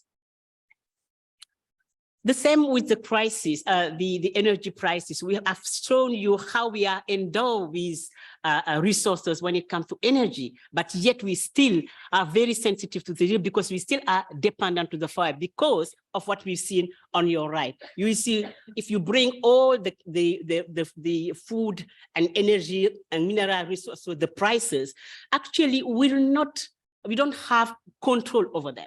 We don't have control over them for many reasons. We have the oil, we have the energies, we have all of them, but at the international market, we don't have that capacity of negotiation because we export them, bro. We don't refine them. We don't add the, so we are not sitting at the table of negotiation, and we still have to pay the price of that thing at the regional level, at the global level. You can see how the geostrategy and the geopolitics, that war is far away, but yet it's impacted us. That war is far away, but yet through all those economic variables, all that, let's say, discussion, negotiation, because when you talk to market, you're talking about negotiation at different level. It affects us and aptly. And we are facing that crisis in West Africa. Also, Nigeria, other West African countries, Senegal is going to have gas and so on. They have them, and they have been exporting for years, but there were no addition of addition of value. Then we are actually vulnerable to all those shocks. We are vulnerable to all those shocks. We are not at the table to decide of the prices, and they impact us. Next. I think we want to have finalized very quickly the time. Yes, and then it's the same here when it comes to all those. We talk about Russia, largest exporter of agricultural product and metal, but we do have metal in the continent. You do have metal in Africa. If you go from Sierra Leone, Guinea, and so on and so forth. And again, the same issue of lack of value addition, transformation of those things. We have other countries using their metal and even be able to have a kind of one unique power in the global market who will be deciding in fine the prices of there. And then is the same apply to the fertilizer. We depend on Russia and Ukraine, Russia, especially for the fertilizer, Ukraine a little bit. And we do know that Nigeria, for example, have the capacity of producing more than 23 tons, if I have to verify that, and they export them. Nigeria produce fertilizer and export them, not to Africa, within Africa, export it to other countries, not in Africa and not in West Africa. But as we said, that has also helped Nigeria within the framework of being able to respond, not to react to the crisis, to be able to launch new framework and to produce more fertilizer, expand his capability to produce fertilizer, and to be able to do it to West Africa, servicing West Africa and Africa as a whole. This is Nigeria and Sierra Leone, depend of 10% of Nigeria utilizing or need actually of fertilizer are imported. And you see Sierra Leone, you can go to Togo, it's almost 60%. Yet we have the capacity in Nigeria, Senegal, Egypt, and another South Africa. Next. So what are the perspectives? We've seen those issues that are really defining issues, but we see also that we have opportunity to translate those challenges into transformational change, into let's say better economic development, but economic transformation and addressing, anticipating next crisis, because we know that the crisis definitely we will be having more crisis and so on because of the structure of the global economic landscape. So Africa must accelerate its energy transition, but here there are some very interesting debate going on. Yes, we would like to accelerate our energy transition, but we also would like to be given the space to develop our key industry the way the others have developed, using, not very restrictive energy and clean energy for some time, be able to accelerate our development. And of course, be able to tap into the 100 million that was supposed to be given to developing country as a kind of recognition of the fact that we contribute only less than 3% of what we climate change and all the inherent negative impact. So renewable energy is definitely part of this, and we know the potential gain are there. We have already interacted with all other partners to do that, but again, it has to be done within the framework of Africa's structural transformation and the economic landscape that the continent has set forward. Next. You can go quickly, interest of time. Yes, the policy action we actually would like to bring to fore is the need and the imperative of transforming our agricultural sector, transformation through agricultural value chain. We do have what it takes to do it. we have the arable land in the whole Africa have 60% of the unused arable land so far. In West Africa, for example, Guinea can feed, you know, the whole West African Guinea and Nigeria, for example. Guinea has all what it takes, the climate, etc., and very fertile land. Some place in Cote d'Ivoire, Senegal, etc. So in West Africa itself, we bring together and implement the very sound, the right mix of policy action to be able to respond to that. We'll be able to respond and rather than reacting to the next crisis. And in doing so, we need to tap into, you know, the resources we have, demography, I have already mentioned it, 400 million, and the majority are young people. So if actually we invest well in those demographic population, in those young population, in the 4 dimensions of demographic dividend, be it giving them the right education and be able to create a productive job, be able to have the institution, governance institution that support that process of change, and of course the health, we'll be able to turning that human capital to support that process of transformational change. And of course the policy regulation, innovation, technology, infrastructure, the whole issue of blockchain, have been experimented in the continent in West Africa. How do we tap into and expand, you know, bring them onto scale to be able to actually build this process of resilience and structural transformation toward what we say responding, preparing ourselves, anticipating, and this whole issue of biophysical and environment. I'm going to end here next quickly. This is part of digital and so on. And the other policy recommendation, policy issues of again and again.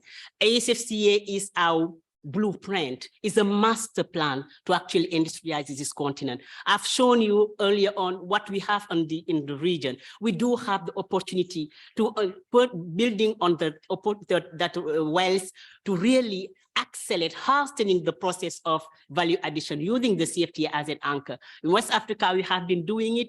Very recently, we come back to that, but very recently, we have actually bring together our countries, supporting them to implement CFTA. 14 have ratified now, 13 have ratified the CFTA. No, 14 now is the last one. And then now we have supported 9 countries to domesticate the CFTA with a view to harnessing, unlocking their potential in terms of the land, in terms of the agriculture, potential in terms of adding value addition in the whole process, be it agriculture at different level, but be it in less creative industry, for example. How do we do it using the technology as a cost-effective way? Exactly, this is the kind of issue we're bringing. And I see it also the similarity with North Africa. North Africa has an agenda of structural transformation, and bringing those issues together will help us to use the CFTA from West Africa to North and elsewhere, and be able to really trade between us, be able to identify our comparative advantage based on that and respond to the need in terms of food security, in terms of the energy security of both the population in the North Africa region and West Africa. Next, and I think it will be, this is so important, and I think we have to, learning from the ongoing implementation of the CFTA with the 34 project, something very important has to be brought to bear.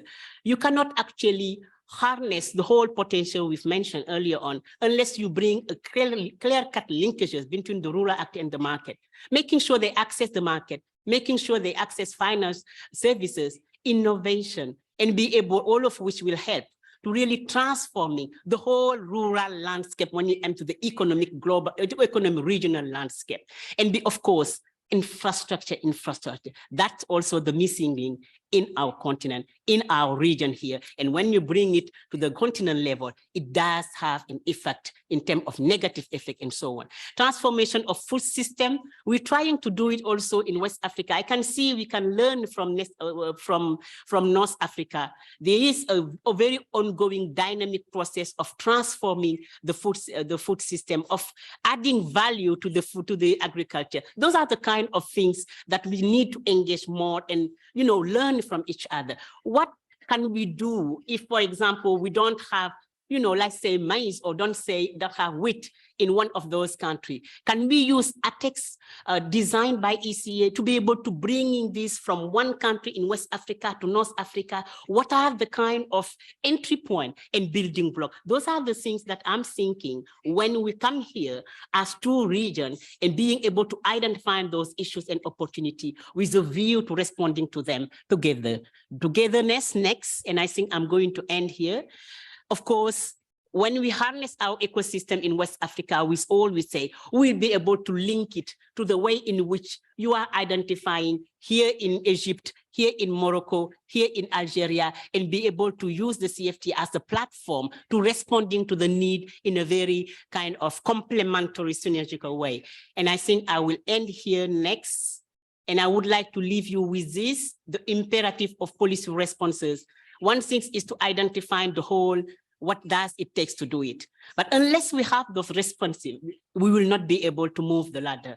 And I think here we have the opportunity because we have all the key decision makers at different levels in this room who be able to guide, who be able to take it. And the policy uptake we're waiting for, we policy uptake that really can help us by next year to say, we were able as a group to respond to those imperatives of transforming the agriculture sector, to the imperative of bringing our forces to respond to the fertilizer need, to the imperative of saying the solar energy, if we don't have it in here, where do we have it? How can we use it? How can we use the ATEX and other tools and platforms designed by ECA to respond to it from a very cross-regional perspective? And of course, all these are underpinned by the agenda of change that the African Union have put in place. And the next summit we'll be having this month, actually, from 18, we'll be digging into deconstructing all this and be able to bringing more response from the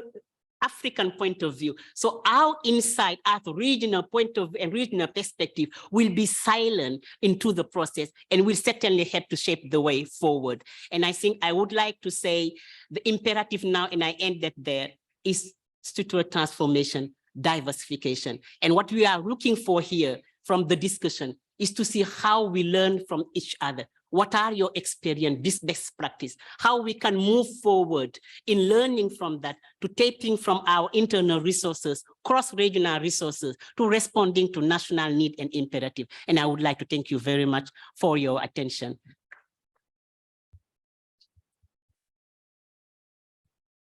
Merci, Madame la Directrice. Le constat est le suivant. Il y a des similitudes entre nos deux régions. Les efforts consentis doivent être redoublés. C'est pourquoi il y a certaines pratiques dans certains pays qui peuvent donner les solutions aux autres. Ce qui m'amène à demander à M. Redouane Arrache de nous parler des bonnes pratiques faites ici au Maroc. Merci. M. Redouane, vous avez la parole. Merci. Merci, Monsieur le Président. Mesdames et Messieurs, honorables assistances, donc en ma qualité de secrétaire général du ministère de l'Agriculture, je vous souhaite la bienvenue ici encore une fois au Maroc et je souhaite plein succès à vos travaux du comité intergouvernemental des hauts fonctionnaires et d'experts. Alors, je tiens également à remercier les deux intervenants avant moi qui ont donné des présentations excellentes pour tracer le cadre général de ce débat. Et en même temps, la dernière présentation qui a présenté et bien exprimé les potentialités dont regorge notre continent et que la souveraineté alimentaire est possible, alimentaire et énergétique. Et je suis très, très heureux de voir la manière dont ces potentialités ont été exprimées et qu'ils sont réels et atteignables. Alors, donc pour construire sur ce qui a été dit, au Maroc, la sécurité alimentaire est une priorité stratégique à l'image de l'ensemble des pays. La nourriture est une priorité pour tout le monde. Alors, les politiques les plus importantes qui ont contribué à renforcer notre sécurité alimentaire, je commencerai par l'investissement dans le secteur agricole. C'est très important. En 2007-2008, le monde a vécu une crise sans précédent, une crise alimentaire aussi, et qui a aussi annoncé les fragilités du système alimentaire avant le Covid-19. Donc, à cette époque-là, notre agriculture a été marquée par une faiblesse de l'investissement agricole relativement à l'importance économique du secteur, à la population qui vit du secteur, à la population qui travaille dans le secteur agricole. L'investissement était en dessous du niveau normal pour ce secteur. Alors est venue la nouvelle stratégie agricole, le plan Maroc vert, qui a apporté de nouveaux moyens, une nouvelle démarche et une nouvelle gouvernance. Et au cœur de cette nouvelle politique, c'était l'investissement. Donc, il fallait drainer plus d'investissement dans le secteur agricole. L'investissement important parce qu'il est la source du développement durable de la productivité. Et c'est ce qu'on a remarqué après 12 années de mise en œuvre de cette stratégie. Le secteur a vu son investissement multiplié par 3 entre 2007 et 2020. Et ce doublement de l'investissement a eu des conséquences très positives sur la dynamique du secteur et sur la sécurité alimentaire en particulier. Pourquoi c'est important l'investissement dans le secteur agricole? Premièrement, il permet de développer les filières de production, de moderniser les exploitations agricoles et d'améliorer la productivité, d'amener la technologie qui est importante pour la modernisation et pour l'amélioration de l'offre agricole et de l'offre alimentaire. Et il permet, dans le cas du Maroc, d'investir énormément dans l'adaptation de l'agriculture au changement climatique. Et c'était l'une des composantes les plus importantes dans le secteur agricole.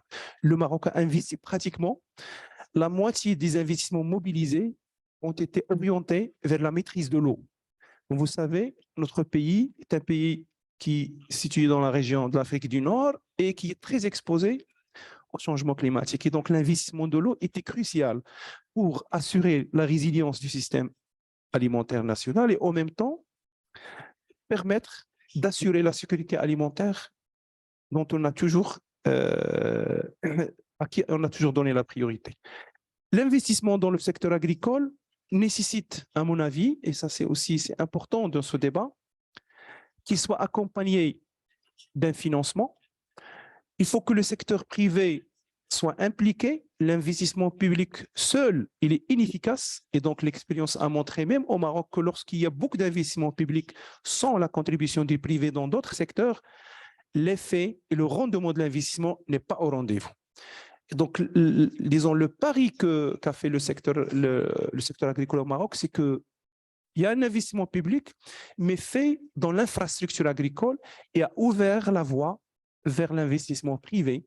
Et donc, pour encourager le secteur privé, pour qu'il soit attiré par le secteur, par l'agriculture, il faut qu'il y ait des conditions cadres. Il faut qu'il y ait une bonne gouvernance. Il faut qu'il y ait une facilité dans le financement. Et tous ces ingrédients ont été, mis ensemble entre 2007 et 2020 lors de la mise en œuvre du plan Maroc vert pour, comme j'ai dit, produire des résultats intéressants, notamment une croissance en termes constants du secteur agricole de 5% par an depuis 2008 jusqu'à 2020. Bon, avec la pandémie, bon, il y a des problèmes, je vais en parler. Il y avait une augmentation du stock de capital dans le secteur agricole, une modernisation aussi des circuits de distribution, une augmentation des revenus des agriculteurs.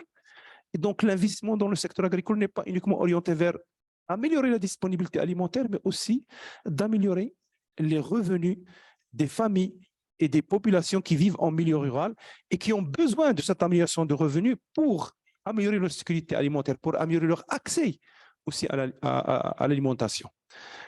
La nouvelle stratégie qui est venue après celle du plan Maroc vert a annoncé dans son, disons, deuxième fondement, son premier axe, c'est de consolider les acquis du plan Maroc vert et de poursuivre l'effort d'investissement. Donc, pour dire combien est important l'investissement dans le secteur agricole et qu'il faut encore l'augmenter parce qu'au Maroc ou dans nos pays, nous avons besoin d'augmenter l'investissement pour assurer notre sécurité alimentaire.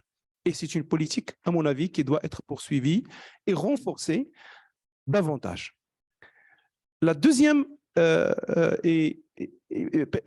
excusez-moi, l'autre effet qu'on a aussi obtenu de ces 12 années de mise en œuvre de cette stratégie qui est centrée sur l'investissement, c'est d'assurer une couverture des besoins alimentaires de la plupart des produits de consommation, presque 100%, à l'exception des céréales, dont la production vient essentiellement des zones bourgs. Et donc, nous sommes, comme j'ai dit, situés dans une zone où la sécheresse est devenue très fréquente avec le changement climatique. Et donc, c'est utopique de penser à couvrir notre besoin en céréales à 100%. La deuxième politique importante en termes de bonne pratique, je pense que c'est la politique commerciale.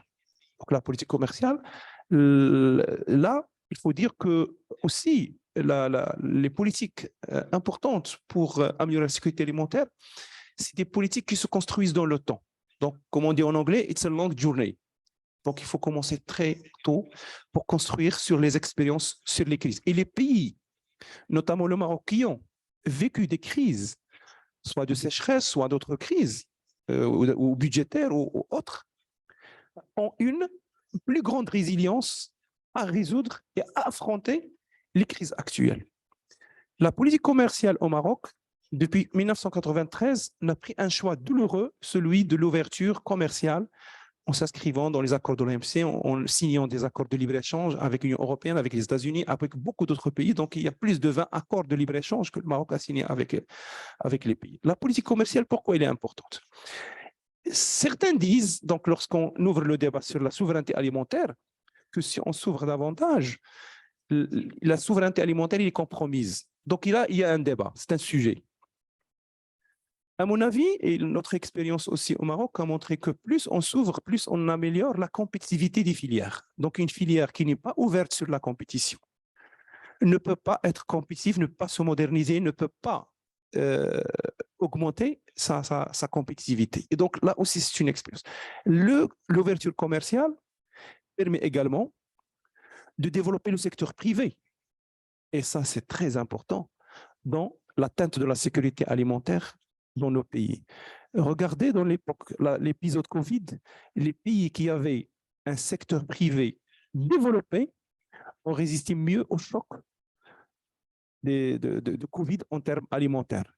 Le secteur privé, il est important parce que, premièrement, c'est une source de financement aussi pour les disponibilités alimentaires à côté du secteur public.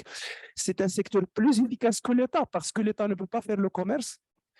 Donc, pour trouver les opportunités commerciales, le secteur privé, il est plus à même de nouer des relations, des stratégies commerciales, etc., pour assurer un approvisionnement régulier du marché. Ça, c'est aussi un élément, à mon avis, très important. Et le cas, disons, édifiant au Maroc, c'est le secteur du sucre, le secteur des céréales. Le secteur des céréales, pratiquement, tout l'investissement qui se fait dans le secteur des céréales, que ce soit pour le stockage, le transport, la manutention, la transformation, c'est un secteur privé. La même chose pour le secteur des sucres. Et ce sont les secteurs qui ont mieux résisté au choc de l'épisode Covid-19. Donc, on est dans une situation avec la Covid-19 où beaucoup de pays, cette crise sanitaire s'est transformée, comme vous le savez tous, en une crise financière, une crise budgétaire, parce que bon, il y avait l'arrêt de l'activité de plusieurs secteurs, sauf de l'agriculture. Là aussi, il faut souligner l'importance stratégique de notre secteur en termes de sécurité alimentaire. Il est resté actif malgré la fermeture des autres secteurs, mais il a pâti parce qu'il y a une baisse de la demande, c'est normal. Et donc, beaucoup de filières ont été affectées par l'épisode Covid-19. Lorsqu'on est venu mettre en place les stratégies de relance, notamment la nouvelle stratégie Génération Green, qui succède à la plan Maroc Vert, est venue la crise ukrainienne, donc, qui s'est traduite par cette inflation insupportable par la majorité des pays. Et donc, on se trouve dans un contexte, dans une situation nouvelle qui impose une nouvelle approche, qui impose disons, de voir autrement l'avenir, et c'est justement le sujet qui est proposé ici dans ce débat, c'est-à-dire comment proposer des stratégies de transformation du système alimentaire pour mieux résister à des crises de pareille ampleur. Et merci. Merci beaucoup. Merci beaucoup. Merci aussi pour le Maroc pour cette politique ambitieuse qui apporte ses fruits et qui, à mon avis, doit être un exemple cité dans les régions pour faire la même chose. Merci beaucoup. La parole est à Monsieur Hubert Diaffa.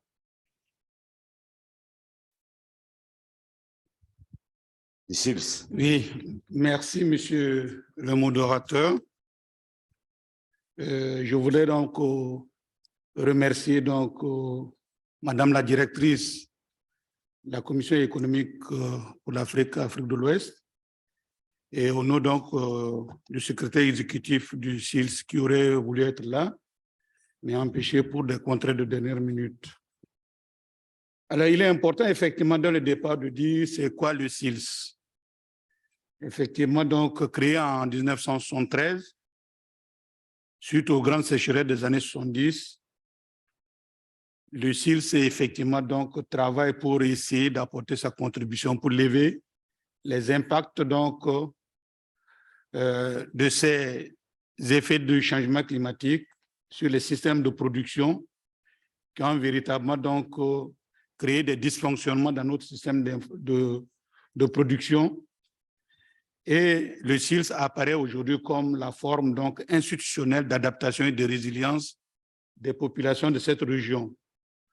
Il compte aujourd'hui 13 États membres et nous attendons bientôt le Soudan et la République centrafricaine. Alors, je voulais appesantir dans mon intervention sur 2 slides essentiellement. Au début, le SILS intervenait effectivement comme gestionnaire des programmes d'aide alimentaire, et aujourd'hui, le SILS est véritablement donc dans la projection, la prévision en termes donc de fournir d'informations pertinentes et d'avis conseils d'aide à la prise de décision donc pour les États membres.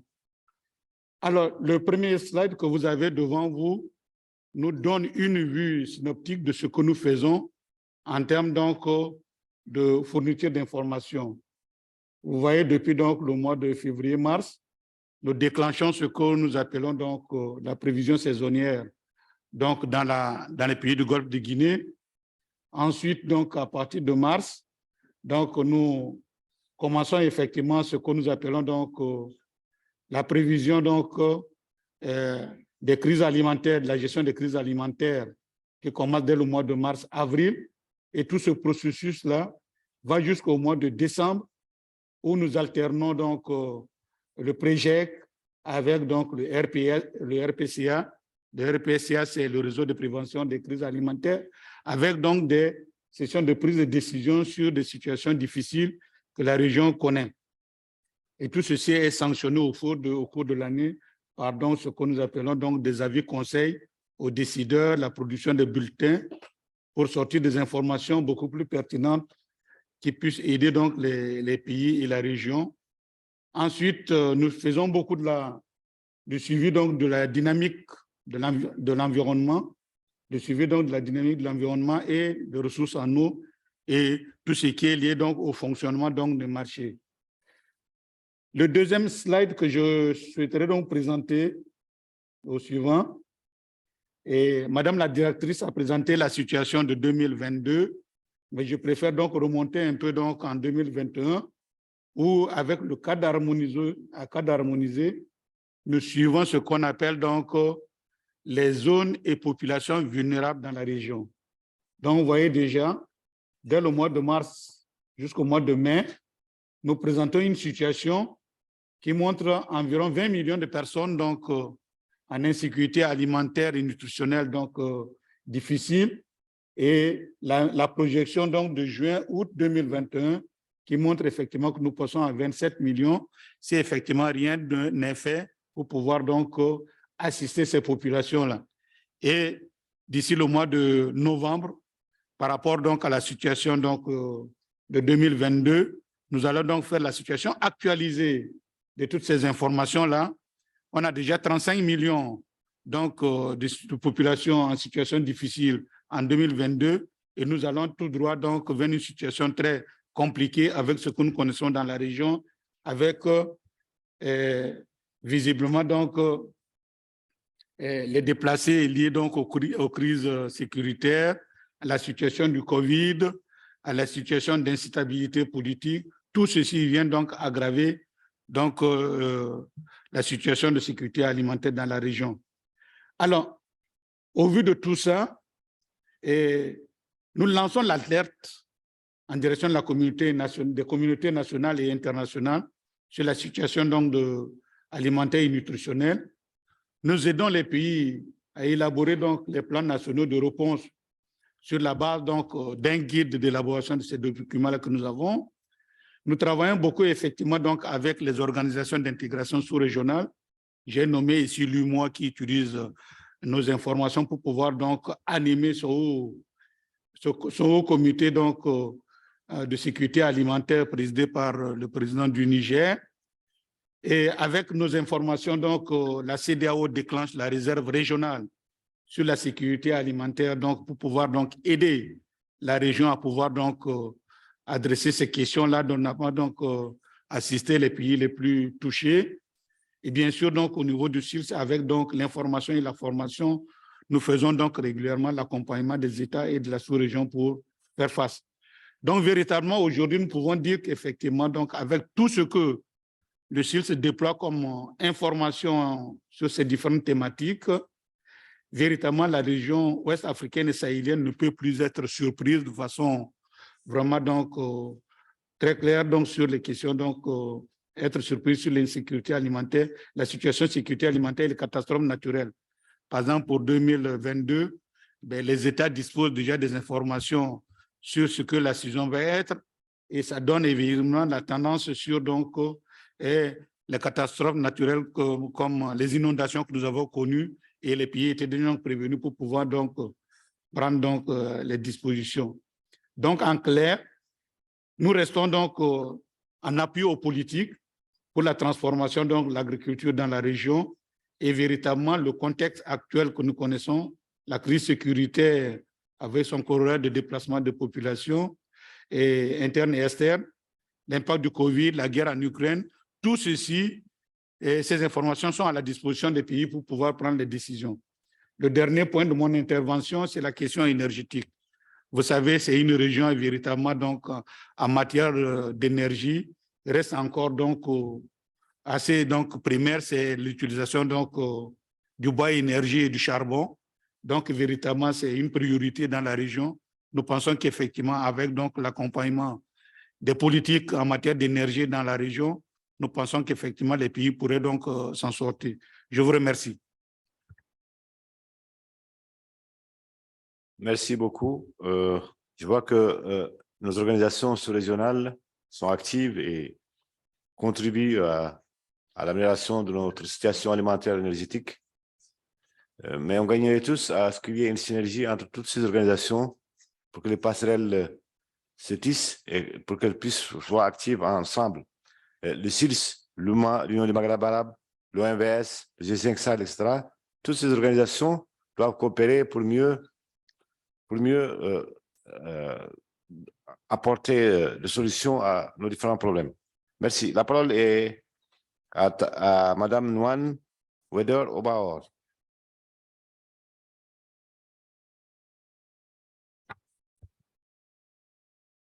Thank you very much. Standing on all protocols. I had a list of things to say, but I'm pretty glad to say that it looks as if we have a unanimity of thoughts on what the problem is. So if we have this unanimity of thoughts, I am going to not speak as per what I had prepared. I'm going to speak as to what I think should guide some of us. I'm choosing my words because I don't want to just rattle off the same thing. I'm hoping that after these 3 days, we're really going away from here with an idea and sense of what we should be doing. First of all, let me start by talking about that term, food insecurity. I think it desensitizes what we are saying. What we're actually saying is that there are people who are different people in different countries in North Africa and West Africa who are going to bed hungry, people who do not eat.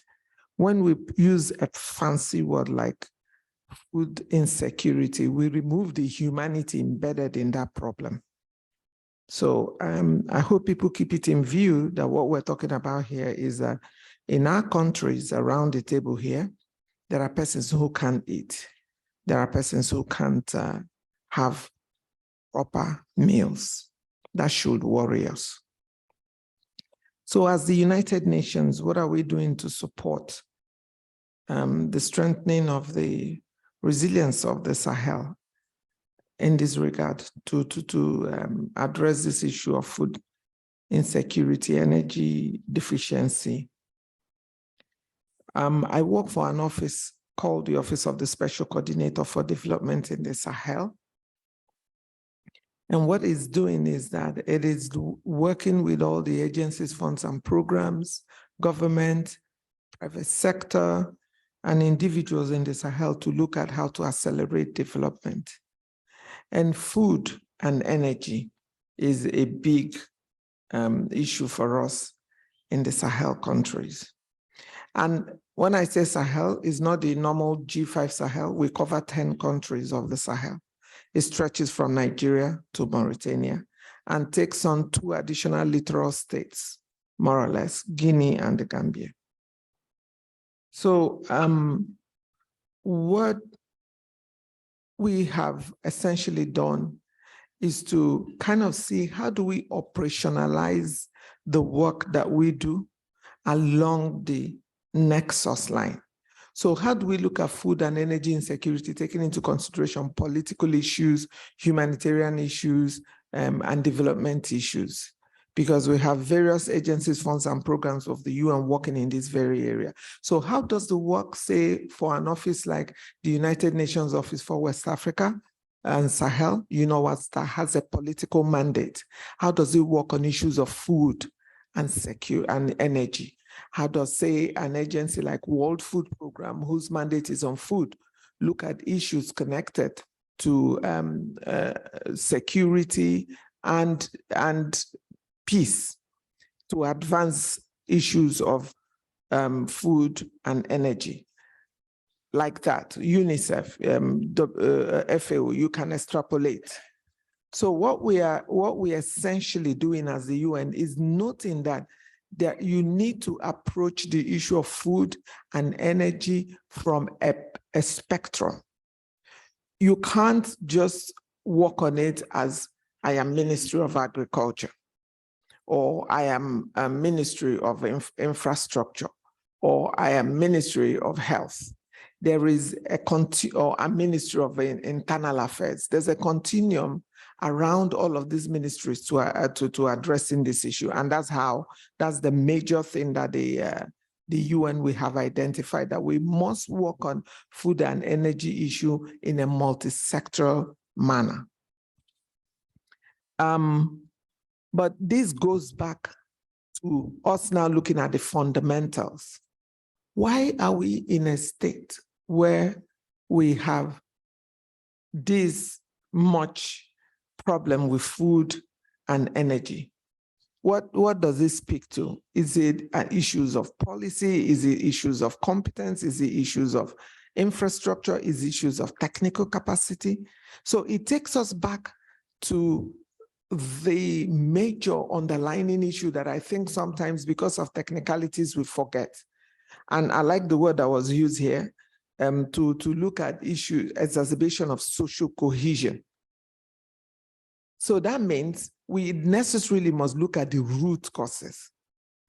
Everybody here would agree that there is a huge disconnect within societies in our region. The social contract between the governed and the government is more or less broken.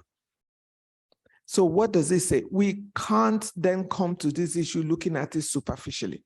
We must go back to understanding how do we make sure that the support that we, the UN, provide for partners around the table speaks to the fundamental issue of allowing governments to restore the social contract, social cohesion within their communities, reduce, minimize where possible, and eliminate where possible this major disparity that allows some within the space that we all operate in to have food on the table and some not to have food on the table.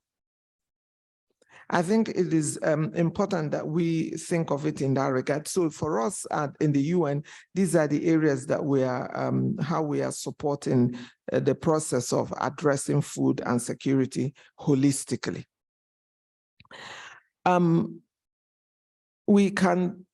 There are fancy words again that have come up with energy. We talk about just energy, we talk about climate adaptation, we talk about so many things. We will soon be in Sharm el-Sheikh at the COP27, but what does this mean for us? Renewable energy, we've been talking about it for ages.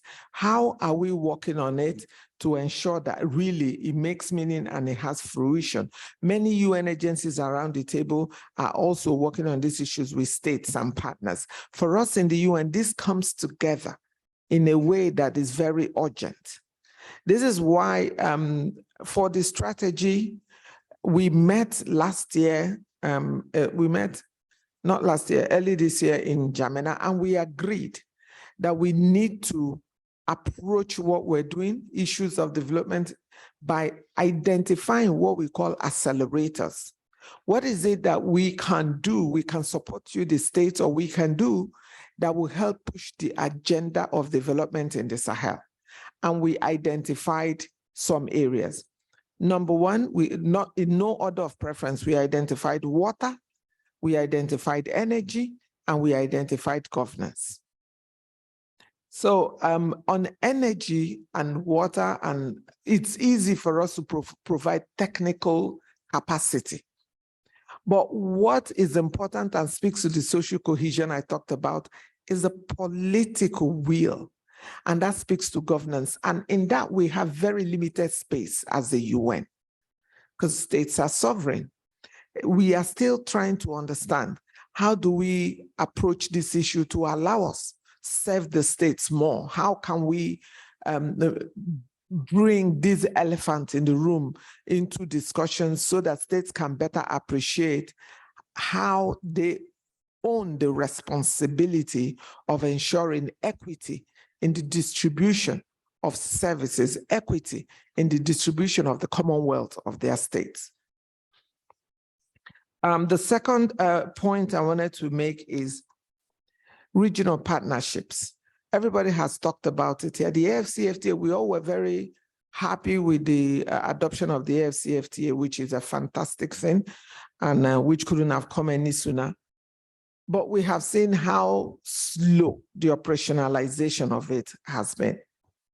We are a continent of 1.4 billion people, plus 1.4 plus billion people as at October 31st.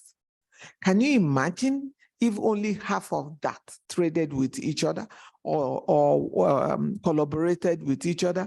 South-South cooperation, intra-African cooperation, intra-African trade, we could learn so much from each other. So we as the UN are looking at how do we again support you in understanding the enormity and the potential that that processes such as the AFCFTA has, but beyond that, also leveraging other institutions in the region, the African Development Bank and some other partners even beyond the region, like the Islamic Development Bank. As an office, we've gone ahead, signed MOUs with them so that agencies, funds, and programs can benefit from this MOU and work with you. Because we don't sign the MOU for our own sake. We have no program of our own. All agencies, funds, or programs are part of this development strategy, and they benefit from these relationships that we create to work with states eventually. We also did something in the very recent past. We went to a certain country to kind of understudy. How is it that this country leapfrogged from a certain point to a certain point where there are many of the states around this table were informed, had come to this same country to have this discussion. Again, partnerships are only regional partnerships are only possible where a clear understanding of what the goal for that regional partnership is meant for exists. We have so much capacity, so much knowledge, so much possibilities within the regional arrangements that we have in the region. It is how are we leveraging it? So we within the UN are pushing to see what we can do, because all we do is in support to the states, or what we can do to bring about this, the inherent possibilities in the regional partnerships to serve you. And we have some ideas, and these ideas are not new. We have some ideas around the table that are not new, like I said. What counts, or what should count, is how these ideas are used. I was very glad to see the map up there of what CILSS does. There are many other bodies, including even ECA, that has called us together, that is facilitating this meeting. There are so many tools that the UN has developed. Prospective analysis, predictive analysis, the analysis that comes from technical bodies and agencies, broadly and narrowly, or in particular to issues of food and energy. It is again, how do we support you to inculcate the use of these tools in your planning processes? And the willingness, the willingness and readiness to absorb and use these tools that are available. So these are the ways that we have been working to see how we address issues of food and energy in the Sahel. Thank you.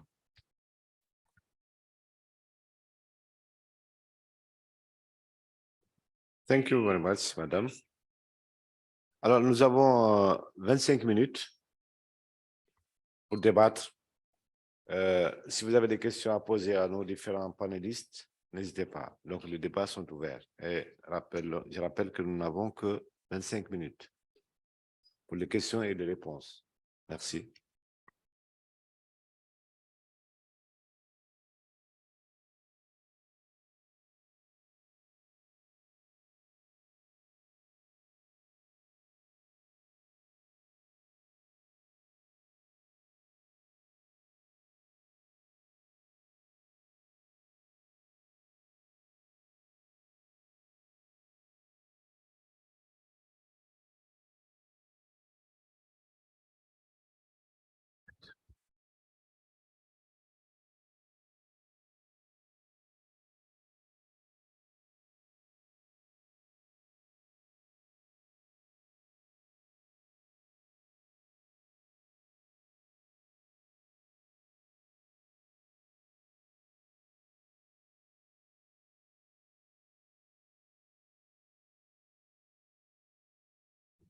Okay, thank you so much. And thank you again to all the presenters and for these very important issues. And I would like to particularly draw a cue from the last speaker, Madame there opposite me. You know, the issues here, the problems just articulated wouldn't necessarily be new, I want to say. And these are problems that had occupied us even way before COVID. I come from Sierra Leone, by the way, you know, and I will make reference to even our times of Ebola, when you had Ebola outbreak, coming down to some serious landslide issues and floods we had. You know, some of those critical reflections we had as to how we could really better respond to future emergencies, you know, surround around issues of putting policies in place to build resilience, including, addressing food security and energy issues. But, it will be very important that we situate this discussion within the type of political economy that had engulfed Africa, way there, and I'll reference the 2030s wave, starting from the 2030s in the case of Sierra Leone, when we really discovered diamonds. Because since then, there had been this huge policy shift from agriculture to just mining, and it had continued to date, to hunt us to date.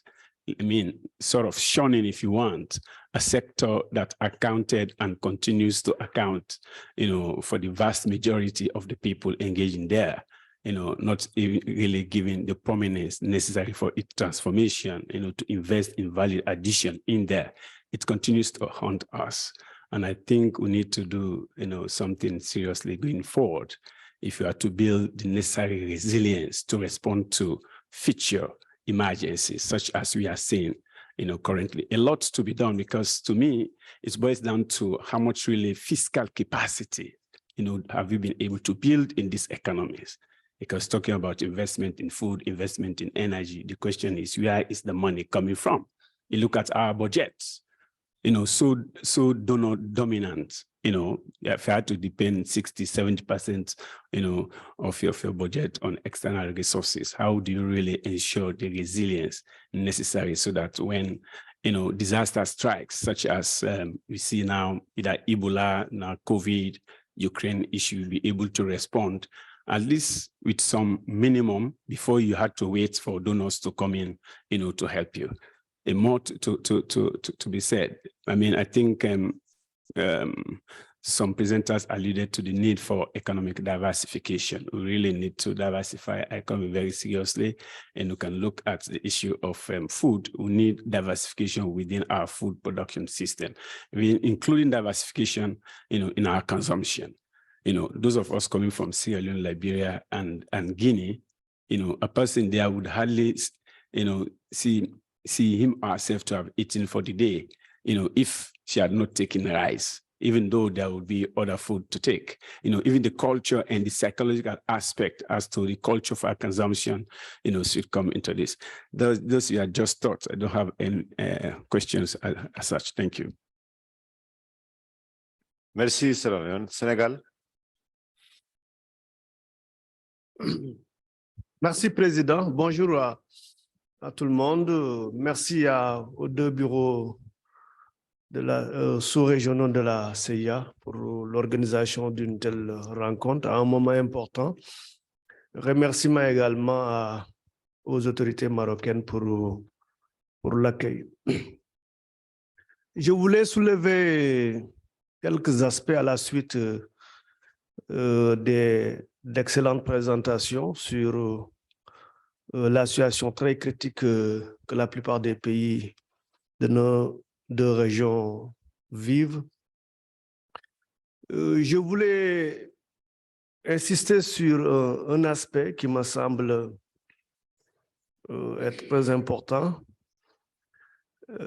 C'est que très souvent, nous les économistes, nous avons la prétention de prévoir et de montrer la catastrophe très souvent lorsqu'un événement se présente. Je pense pour la présentation faite par la directrice du bureau sous-régional de l'Afrique de l'Ouest, on montre un tableau très sombre. Je voulais peut-être qu'on atténue un peu ces aspects-là. Ce n'est pas parce que ça ne va pas, en tout cas, la situation n'est pas du tout critique, mais pour la COVID, je pense qu'on avait prévu la catastrophe pour l'Afrique. Et je ne pense pas qu'un tel scénario s'est passé.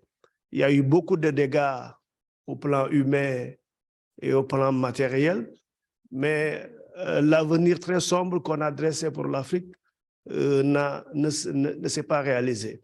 Et ceci m'amène à vous poser la question qu'on veut analyser une situation totalement inédite par rapport à des lunettes du passé. On n'a pas été, en tout cas, c'est le sentiment que j'ai, on n'est pas assez disruptif dans l'analyse que nous menons sur ces questions.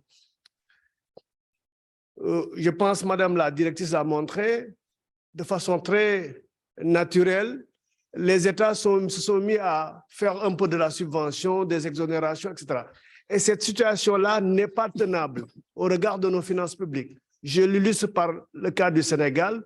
Pour le projet de budget 2023, rien que pour l'énergie, on risque de dépenser près de 10% du budget pour contenir les prix. Est-ce que cette situation-là peut être pérennisée dans le temps? Je ne pense pas.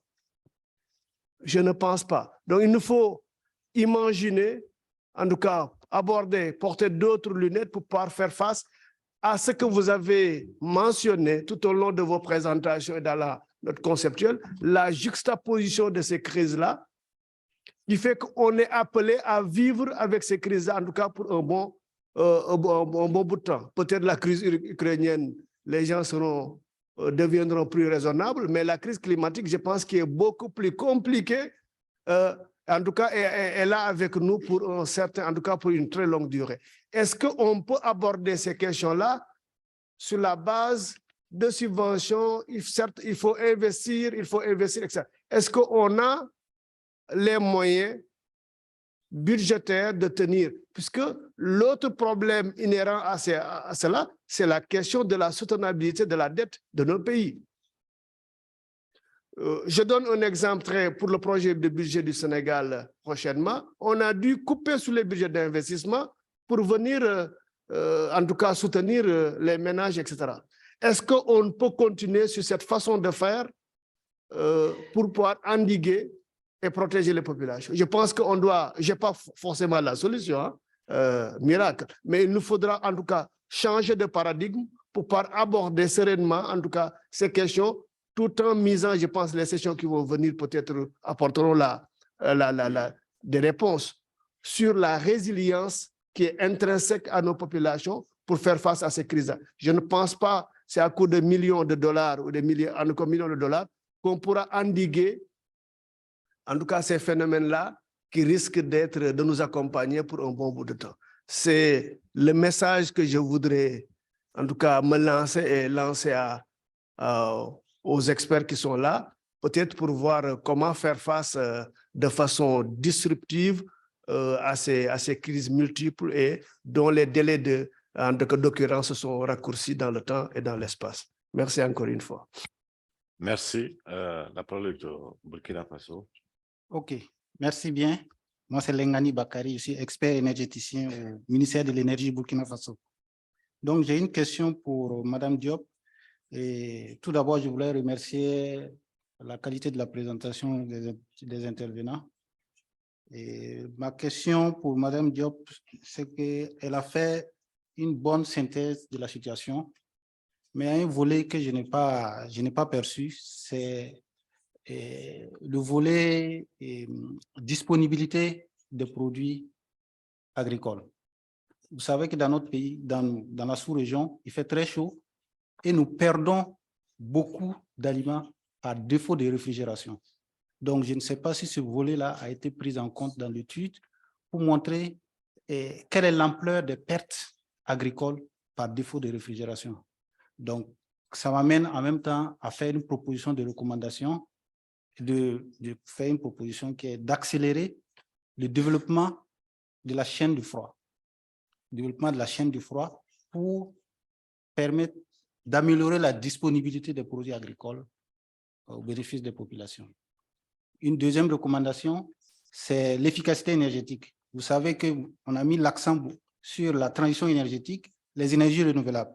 Mais les énergies renouvelables, ça va servir à quoi dans la sécurité alimentaire? C'est pour extraire l'eau. Ça va se concentrer sur le pompage solaire. Et pour le pompage solaire, si on met l'accent uniquement sur les énergies renouvelables, ce n'est pas suffisant. Il faut ajouter l'efficacité énergétique qui va prendre en compte le choix des équipements performants en fonction du besoin et aussi la gestion, puisque une fois que l'équipement est là, dans la phase de production, il faut suivre l'équipement durant tout son cycle de vie et faire la part des choses entre la production que l'équipement a réussi à faire et l'efficacité même de l'équipement.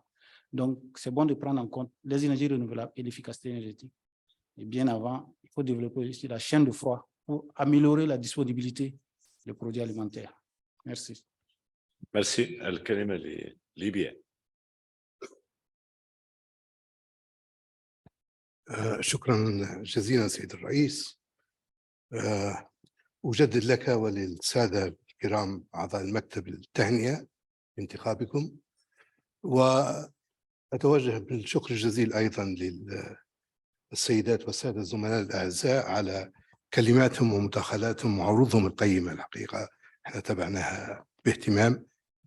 في البداية أود أن أشير بأنه كان لدي بعض ملاحظات تتعلق بالسياسات والاتجاه العام للسياسات التي ينبغي أن نتبناها في مواجهة أزمات يعني تكاد تعصف في مستقبل شعوب هذه المنطقة المهمة من العالم. ولكن ربما خلال الجلسات القادمة لهذا الاجتماع ستكون هناك فرص متعددة للحوار والمشاركة والإدلاء. لكني في هذه المداخلة إذا سمحتم لي السادة الزملاء الأعزاء أود أن أبدأ من حيث انتهى الزميل من السنغال. نحن فعلا بحاجة لوضع مزيد من الملح على جراحنا. نريد أن تنكأ هذه الجراح. دعني أقول أنه أزمات الغذاء والطاقة في هذه القارة هي ليست أزمات جديدة، ربما تتفاقم بفعل تأثير عوامل وظروف ومستجدات دولية وإقليمية معينة. ولكن ما أريد قوله هنا أنه في هذا الوقت الراهن نعم ازداد عدد سكان هذه القارة بأكثر من الضعف خلال 3 عقود مضت. الموارد المتاحة، الموارد المتجددة لم تعد تكفي لسد جزء مهم من احتياجات هذا الكم السكاني المتزايد، ولكن أيضا لم يسبق لهذه القارة بمختلف أقاليمها شرق وغرب ووسط وجنوب وشمال أن كان لها هذا العدد الكبير من الخبراء والعلماء القادرين على قيادة برنامج عمل طموح يستطيع أن ينقذ هذه القارة ويجنبها تفاقم كثير من المشاكل المستقبلية. أذكر في سنة 2008 و2007 كانت الإف كرايسيس، الفود والفيول والفاينانشال، أزمات الغذاء والوقود والسيولة المالية، وهي أزمات طغت على كل منتديات السياسة والتنمية في ذلك الوقت وعلى كل مؤتمرات البيئة والاقتصاد.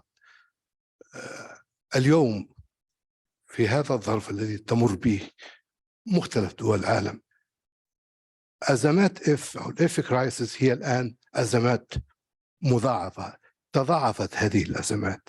الآن لدينا الفلكتويشن، وهذا ربما يقودنا إلى ما انتهت به الزميلة من المكتب الخاص بالتنمية في منطقة الساحل، وهو الشراكة. نحن بحاجة إلى الشراكة، لأنه هذا التداخل لهذا العدد الكبير من الوكالات الدولية وفي منهج ومبدأ من يدفع الفاتورة يختار صنف الطعام، بمعنى أنه الدول المانحة هي التي تحدد كثير من سياسات البرامج التي تنفذ في أقاليمنا. إذن الشراكة هي عامل مهم جدا، وهذا التضارب الحادث، هذا الفلكتويشن، هذه أزمة أخرى تضاف إلى أزمات إف. ثم هناك الفاناتيزم أو في هذه المواقف المتطرفة من دولنا، من سياساتنا، من حكوماتنا، من هذه التغيرات السياسية التي تحدث، وهذه يعني بكل تأكيد بحاجة إلى إرادة سياسية لدول أقاليم شمال وغرب أفريقيا وأيضا بقية أقاليم القارة، بحيث يكون لها سياسات متسقة متكاملة متجانسة لمواجهة هذه الأزمات الحالية. الأزمة الإضافية التي أضيفت إلى أزمة الإف كرايسيس وهي الفير. كل شعوبنا الآن هي يعني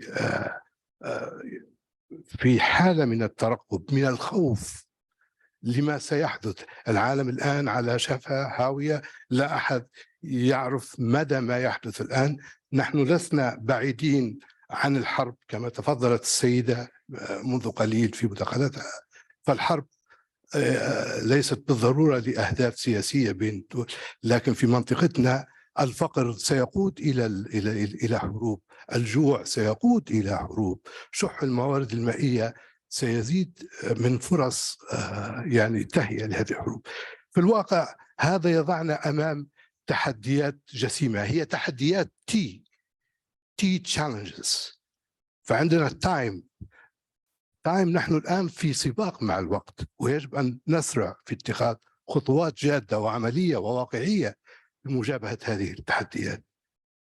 ثم لدينا مثل ما تفضل الزميل الثينكينج، منهج تفكيرنا. يجب أن نعيد صياغة مناهج تفكيرنا لمواجهة أزماتنا، لأن عبر العقود الماضية في كل برامج تعاوننا الدولي والإقليمي وعن المنظمات والوكالات الدولية وكل حقبة زمنية نحدد أهداف تنموية مرحلية، نفشل تمدد هذه الأوقات المحددة، ونحن أصبح هذه الأهداف مثل سراب نحن نجري خلفه دون أن نتحصل على النتائج عملية ملموسة. فيجب أن نعيد التفكير في مناهج تفكيرنا، الثينكينج. ثم هناك التارجتس، أهدافنا. ما هي أهدافنا الآن؟ يجب أن تكون واضحة ومعلنة ومعرفة ومحددة أيضا. ثم هناك التاسكس، يجب أن نشرع في تحديد إطار استراتيجي يحدد آليات في وفق قاعدة من يقوم بماذا. لابد أن نحدد هذه المهام والمسؤوليات. ثم هناك تراست، الثقة للأسف الشديد لا تزال غائبة يعني في كثير من سياسات الدول المتجاورة بعضها البعض، وبالتالي إذا لم تتوافر الثقة لن يكون هناك تعاون إقليمي أو ثنائي جاد ومثمر يخدم هذه الشعوب التي تعاني من الجوع والفقر والعوز والجهل والكثير من التحديات التي تواجهها أجيال ما كان يجب أن تكون بهذا الوضع ونحن في القرن 21. أنا قبل ما أختم هذه المداخلة إذا سمحتم لي، هناك قضية أساسية أخرى لم يتم التطرق إليها في ما تفضل به السيدات والسادة، وهي موضوع الهجرات غير الشرعية. للأسف الشديد يعني بعض دولنا تتحول من دول عبور إلى دول ملجأ، والدول الملجأ اللي هي كانت مقصودة هي دول الجنوب الأوروبي، وهي ترفض استقبال هذه الهجرات، وبالتالي أصبحت دول العبور تتحول إلى دول ملجأ. هذه الهجرات المستمرة والآن هي تزيد من حجم الأزمات الأمنية في بعض دولنا، وبالتالي تزيد أيضا من يعني أزماتنا الغذائية والتحديات المفروضة على الموارد الهشة بطبيعتها. وأنا لا أريد أن أتحدث على التحديات تاريخية قائمة مثل التصحر والجفاف وإلى آخره إلى آخره وتعزيز الصمود وهذا الهدف، ولكن أريد يعني أن يكون لنا صوت بضرورة أن تكون الدول المقصودة بأن تكون دول ملجأ أن تساعد دول المصدر من خلال تنفيذ برامج ومشروعات تحقق الاستقرار والتوازن الغذائي والأمني في تلك الدول حتى تستقر مجتمعاتها، تتوفر لديهم فرص عمل ودخول كريمة تساعد على التنمية وتساعد على الاستقرار. شكرا جزيلا سيد الرئيس، شكرا للزملاء الأعزاء. شكرا جزيلا. Il nous reste 4 minutes pour les réponses. Je propose qu'on... vous allez intervenir?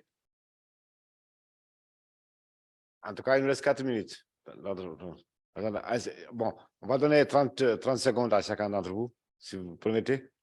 D'accord? Vas-y. Merci, Monsieur le Président ou modérateur. Merci à tous les présentateurs. Vraiment, les présentations étaient très claires et surtout la présentation de Madame la directrice de la sous-région. Et par rapport à sa présentation, je pense que c'est très important et surtout, je voudrais, avant de passer, poser une question parce que elle a parlé des potentialités dont regorgent les pays de l'Afrique de l'Ouest. Et qu'est-ce qu'on peut faire aujourd'hui pour que nous arrivions à transformer la structure de la production et aussi la structure de notre exportation. Si j'illustre ça par mon pays, la Guinée, où notre exportation est essentiellement basée sur les produits bruts non transformés. Je vais parler de la bauxite, de l'or et aussi, toujours par rapport à l'intervention des bonnes pratiques des représentants du Maroc. Ces bonnes pratiques sont tellement importantes pour nous. Est-ce qu'il peut vraiment partager avec nous le plan Maroc vert, qui est vraiment quelque chose de très important? Et aussi, la dernière question, cette synergie entre l'Afrique du Nord et l'Afrique de l'Ouest. L'Afrique de l'Ouest, si on la prend, elle a beaucoup plus de potentialités agricoles et autres, énergétiques. Et l'Afrique du Nord a aussi des potentialités dans d'autres domaines, et surtout par rapport au développement technologique et autres. Est-ce que si l'Afrique du Nord se tourne vers l'Afrique de l'Ouest, ce problème alimentaire que nous connaissons aujourd'hui par rapport à la crise ukrainienne, est-ce que nous ne pouvons pas trouver la solution aujourd'hui à cette crise alimentaire? La dernière question, c'est par rapport à la présentation de Céleste. Et franchement, je pense que cette présentation m'a beaucoup édifié. Mais ce qui restait, est-ce que nous, Africains, on doit toujours être réactifs, pas proactifs? Parce que dans sa présentation, j'ai vu après la crise, il donne des propositions. Mais je pense qu'on doit provoquer nous aussi pour que nous puissions prévenir les crises qui doivent venir. Merci. Si, même si vous avez pris les 4 minutes, vous avez épuisé les 4 minutes qui nous restaient, on va essayer de donner 2 minutes à chacun pour pouvoir intervenir. Vas-y. ميرسي. الزروالي سعيد من المملكة المغربية. Alors, مرحبا بكم في بلدكم الثاني. Permettez, Monsieur le Président, d'intervenir sur 3 points. Le premier point, c'est ce qui est lié à nexus énergie, l'eau et sécurité alimentaire. Je crois que la corrélation entre les 3 problématiques est forte et solide.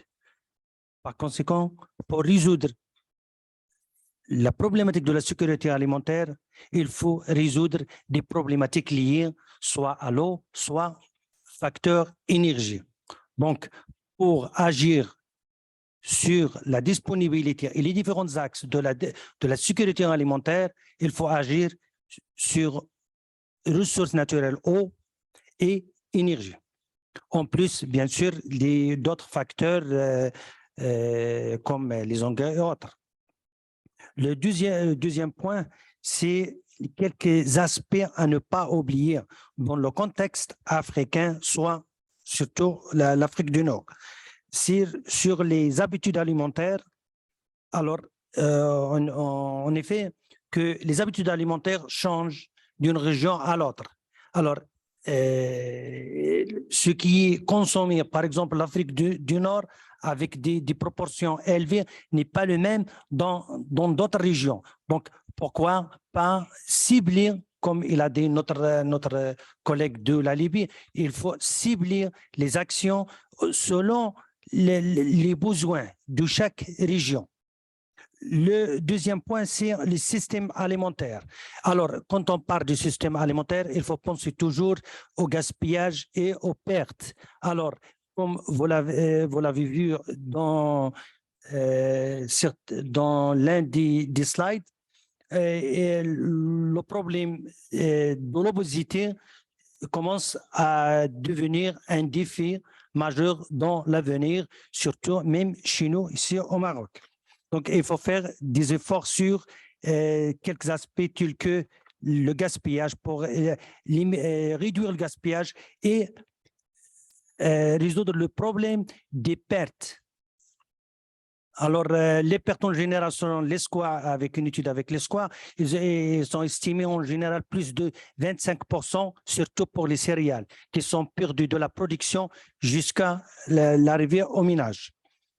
Alors, et le plus important, c'est l'agriculture familiale. Il faut développer l'agriculture familiale ou la petite agriculture, parce que la petite agriculture est produire pour le ménage. Donc, il faut faire des efforts au niveau l'accompagnement au niveau de petite agriculture pour qu'elle assure leur consommation et leur approvisionnement.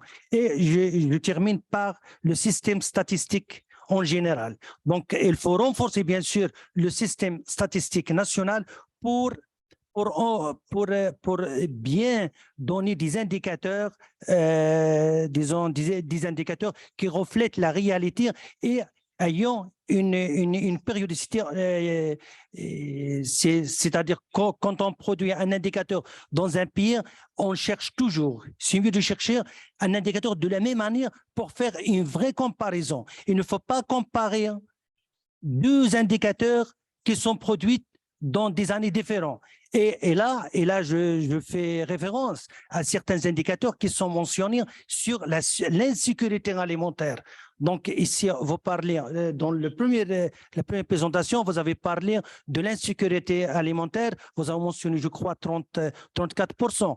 Pour vous dire, ici au Maroc, on a fait beaucoup d'efforts pendant la période de Covid, et surtout en 2020-2021, on a fait des enquêtes pendant le confinement avec 3 passages sur l'impact de Covid sur les ménages. Et donc, on a intégré la composante l'insécurité alimentaire. Donc, nous, pour le cas du Maroc, franchement, on n'a pas 34% de l'insécurité alimentaire sévère et modérée, mais on a juste 25,9% au début du Covid. Et l'insécurité alimentaire sévère, il était de 2,6%.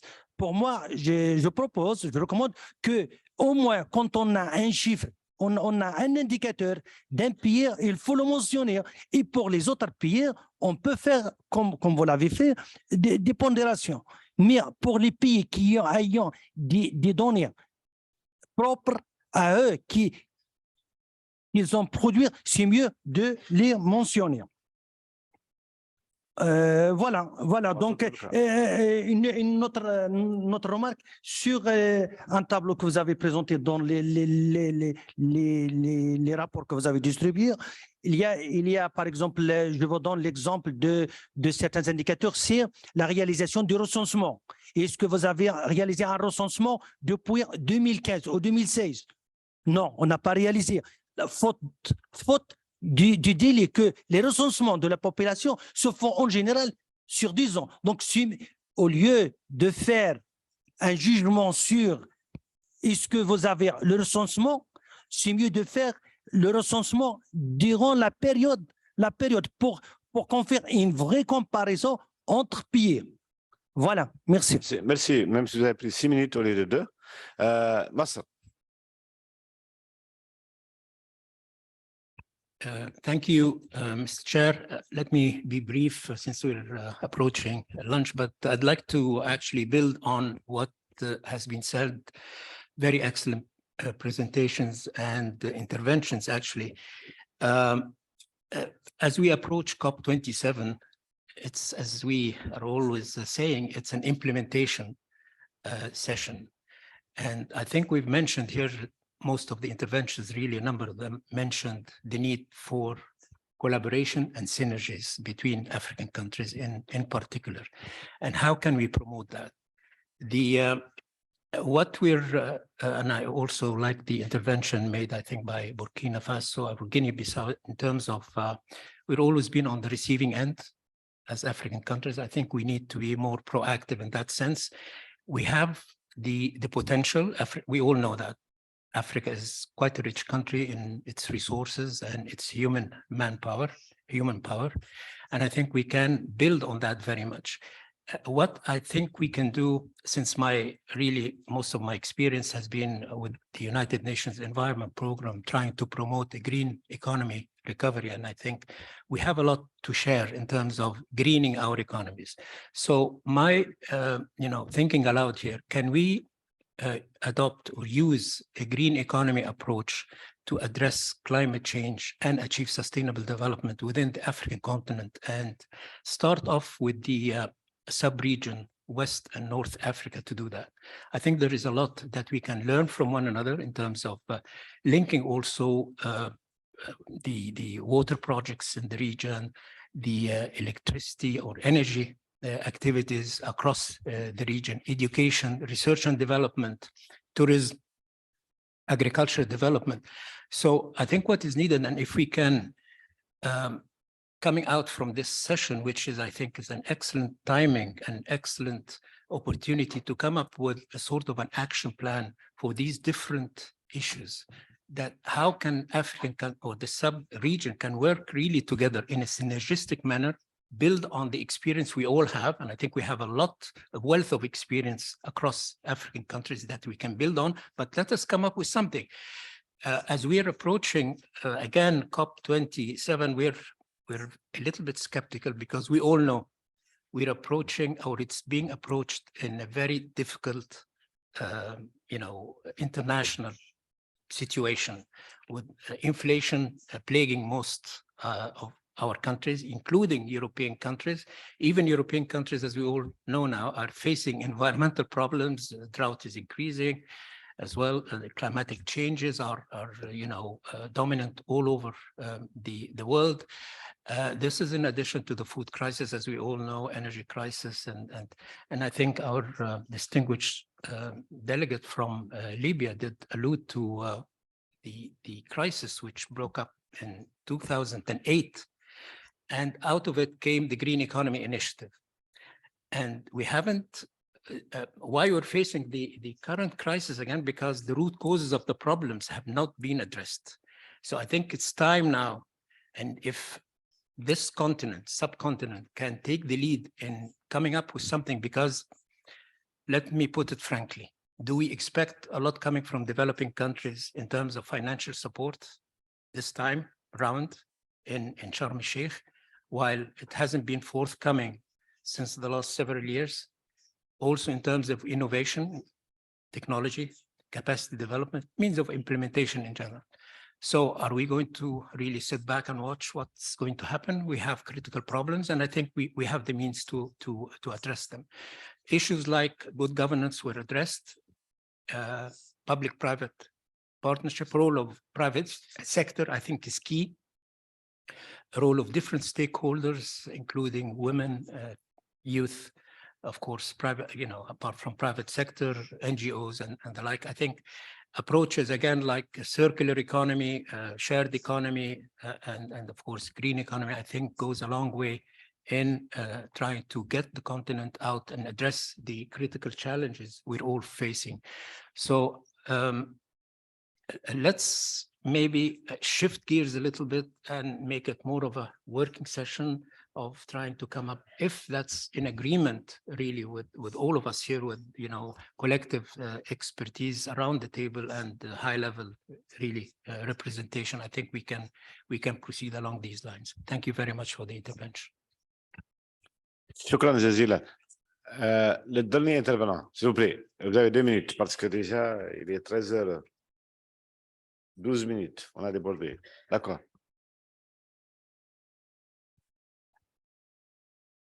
Okay, thank you very much, Mr. President, and thanks to the presenters. I will start actually from the point mentioned by my colleague in Egypt here. He mentioned that we in Africa, we have huge potential. And that is true, we have the huge potential, but we keep always saying that we have this potential. And unless we unlock that potential will remain in these rooms. People do not eat potential, actually. They want that potential to be unlocked and to be on their table. And I think that is the challenge we have to face. And I think the other point is that also, unless we consider food security as part of our national security and put it at the top of the agenda of our policies, I think we will continue also talking about food insecurity for years to come. And I think this crisis in Ukraine, a small country like Ukraine, brought the whole world into a standstill. And I am afraid a day will come when our leaders go there and beg for wheat to come to us. So I think that is a lesson we have to learn from. And that is actually, I think, a point we need actually to focus on. The other thing is, if we are talking about food security and increase in agricultural productivity, let us look at our farmers in Africa there. They are using the technologies that have been used by their grandfathers. How do you expect a farmer using that kind of technology to increase production and to make food available? And I think the transfer of intermediate technology and make it available to farmers to increase their productivity and become food secure, that is also a very important point we need to look at.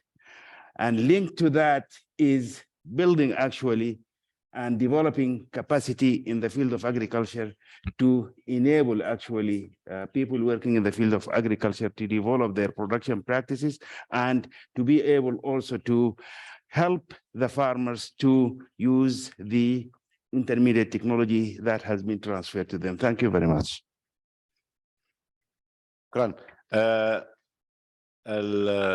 Monsieur le secrétaire général, vous voulez intervenir? Vous avez une question? Non. Alors, Madame la directrice, vous avez chacune 2 minutes pour répondre, parce qu'on a déjà répondu. Merci beaucoup. Je pense que c'était des contributions. Nous, notre rôle, c'était de présenter quelques éléments clés pour pouvoir ouvrir plus ou moins les débats. Et puis, je pense que les autres collègues, les autres délégués ont donné des contributions qui permettent d'approfondir les discussions. Je voudrais juste très rapidement répondre à notre collègue c'est une question celle-ci, du Burkina Faso. Oui, il y a beaucoup de pertes de produits alimentaires. C'est estimé à environ 4,2, entre 2,3 et 4,2, mais je n'ai pas les chiffres les plus récents. Ça, ce sont les chiffres anciens. Entre 2,3 et 4,2 millions minimum indicatif. Il va falloir qu'on regarde encore. Rien que de la production à l'accès au marché, etc., Et même ce que vous avez, ou ce à quoi vous avez fait allusion, les services froids, l'équipement froid, il y a énormément de pertes. Moi, je n'ai pas les données les plus récentes, mais on peut voir.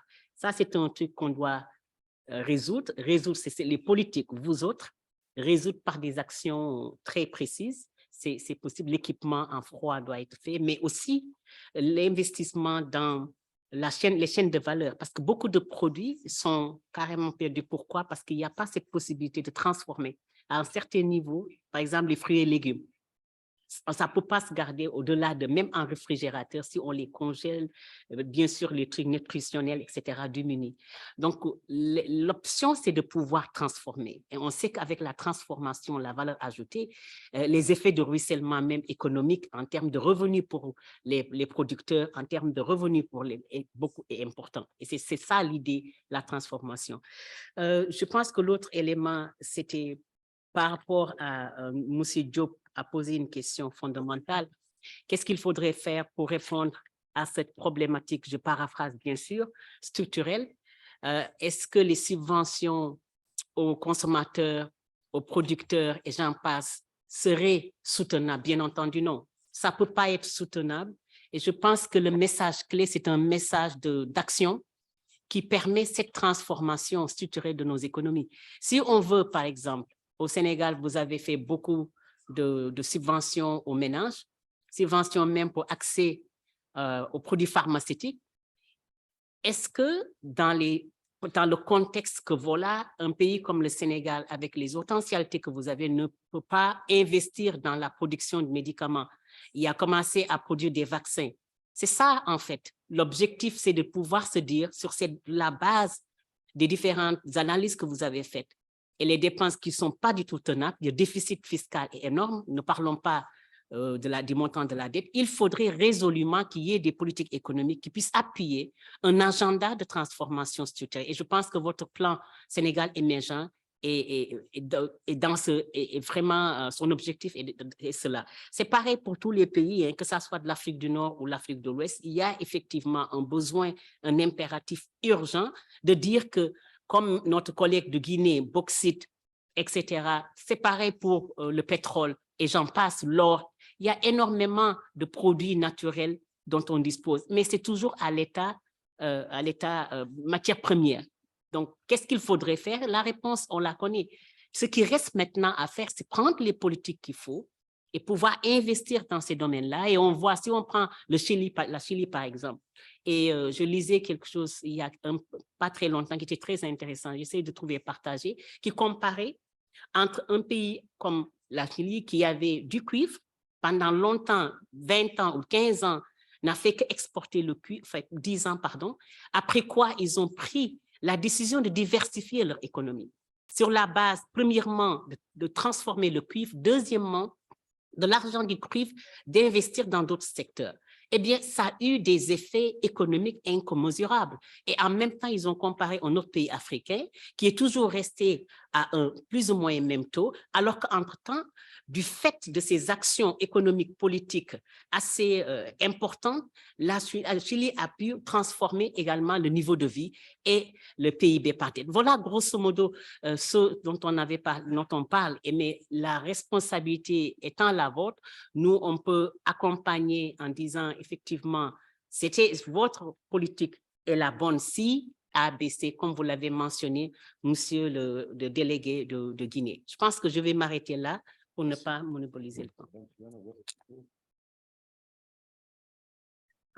Yeah, thank you, Chair. Maybe I just make a very quick comment on the point raised by, I think it was Guinea representative. So yes, how can West Africa and North Africa collaborate? So obviously the AFCFTA and focus could be simply on trade in agriculture commodities. I mean, this is obvious, but maybe the multiple crises pointed the importance of, basically pointed the height of uncertainty and therefore the importance of risk mitigating instruments. And to the extent that the regions are somewhat different, they face different shocks. So they can help each other with the insurance. So for example, if we could think about regional security in terms of both regions and both have, for example, energy exporters and importers, so subject to different shocks, and mitigating instruments that link them together. So this would be, and maybe the main point is really we should be talking perhaps a little bit more, that also includes the presentation we gave about these insurance and risk mitigating instruments. Thank you. Merci. Sur ce, mesdames, messieurs, nous allons clôturer le point 4.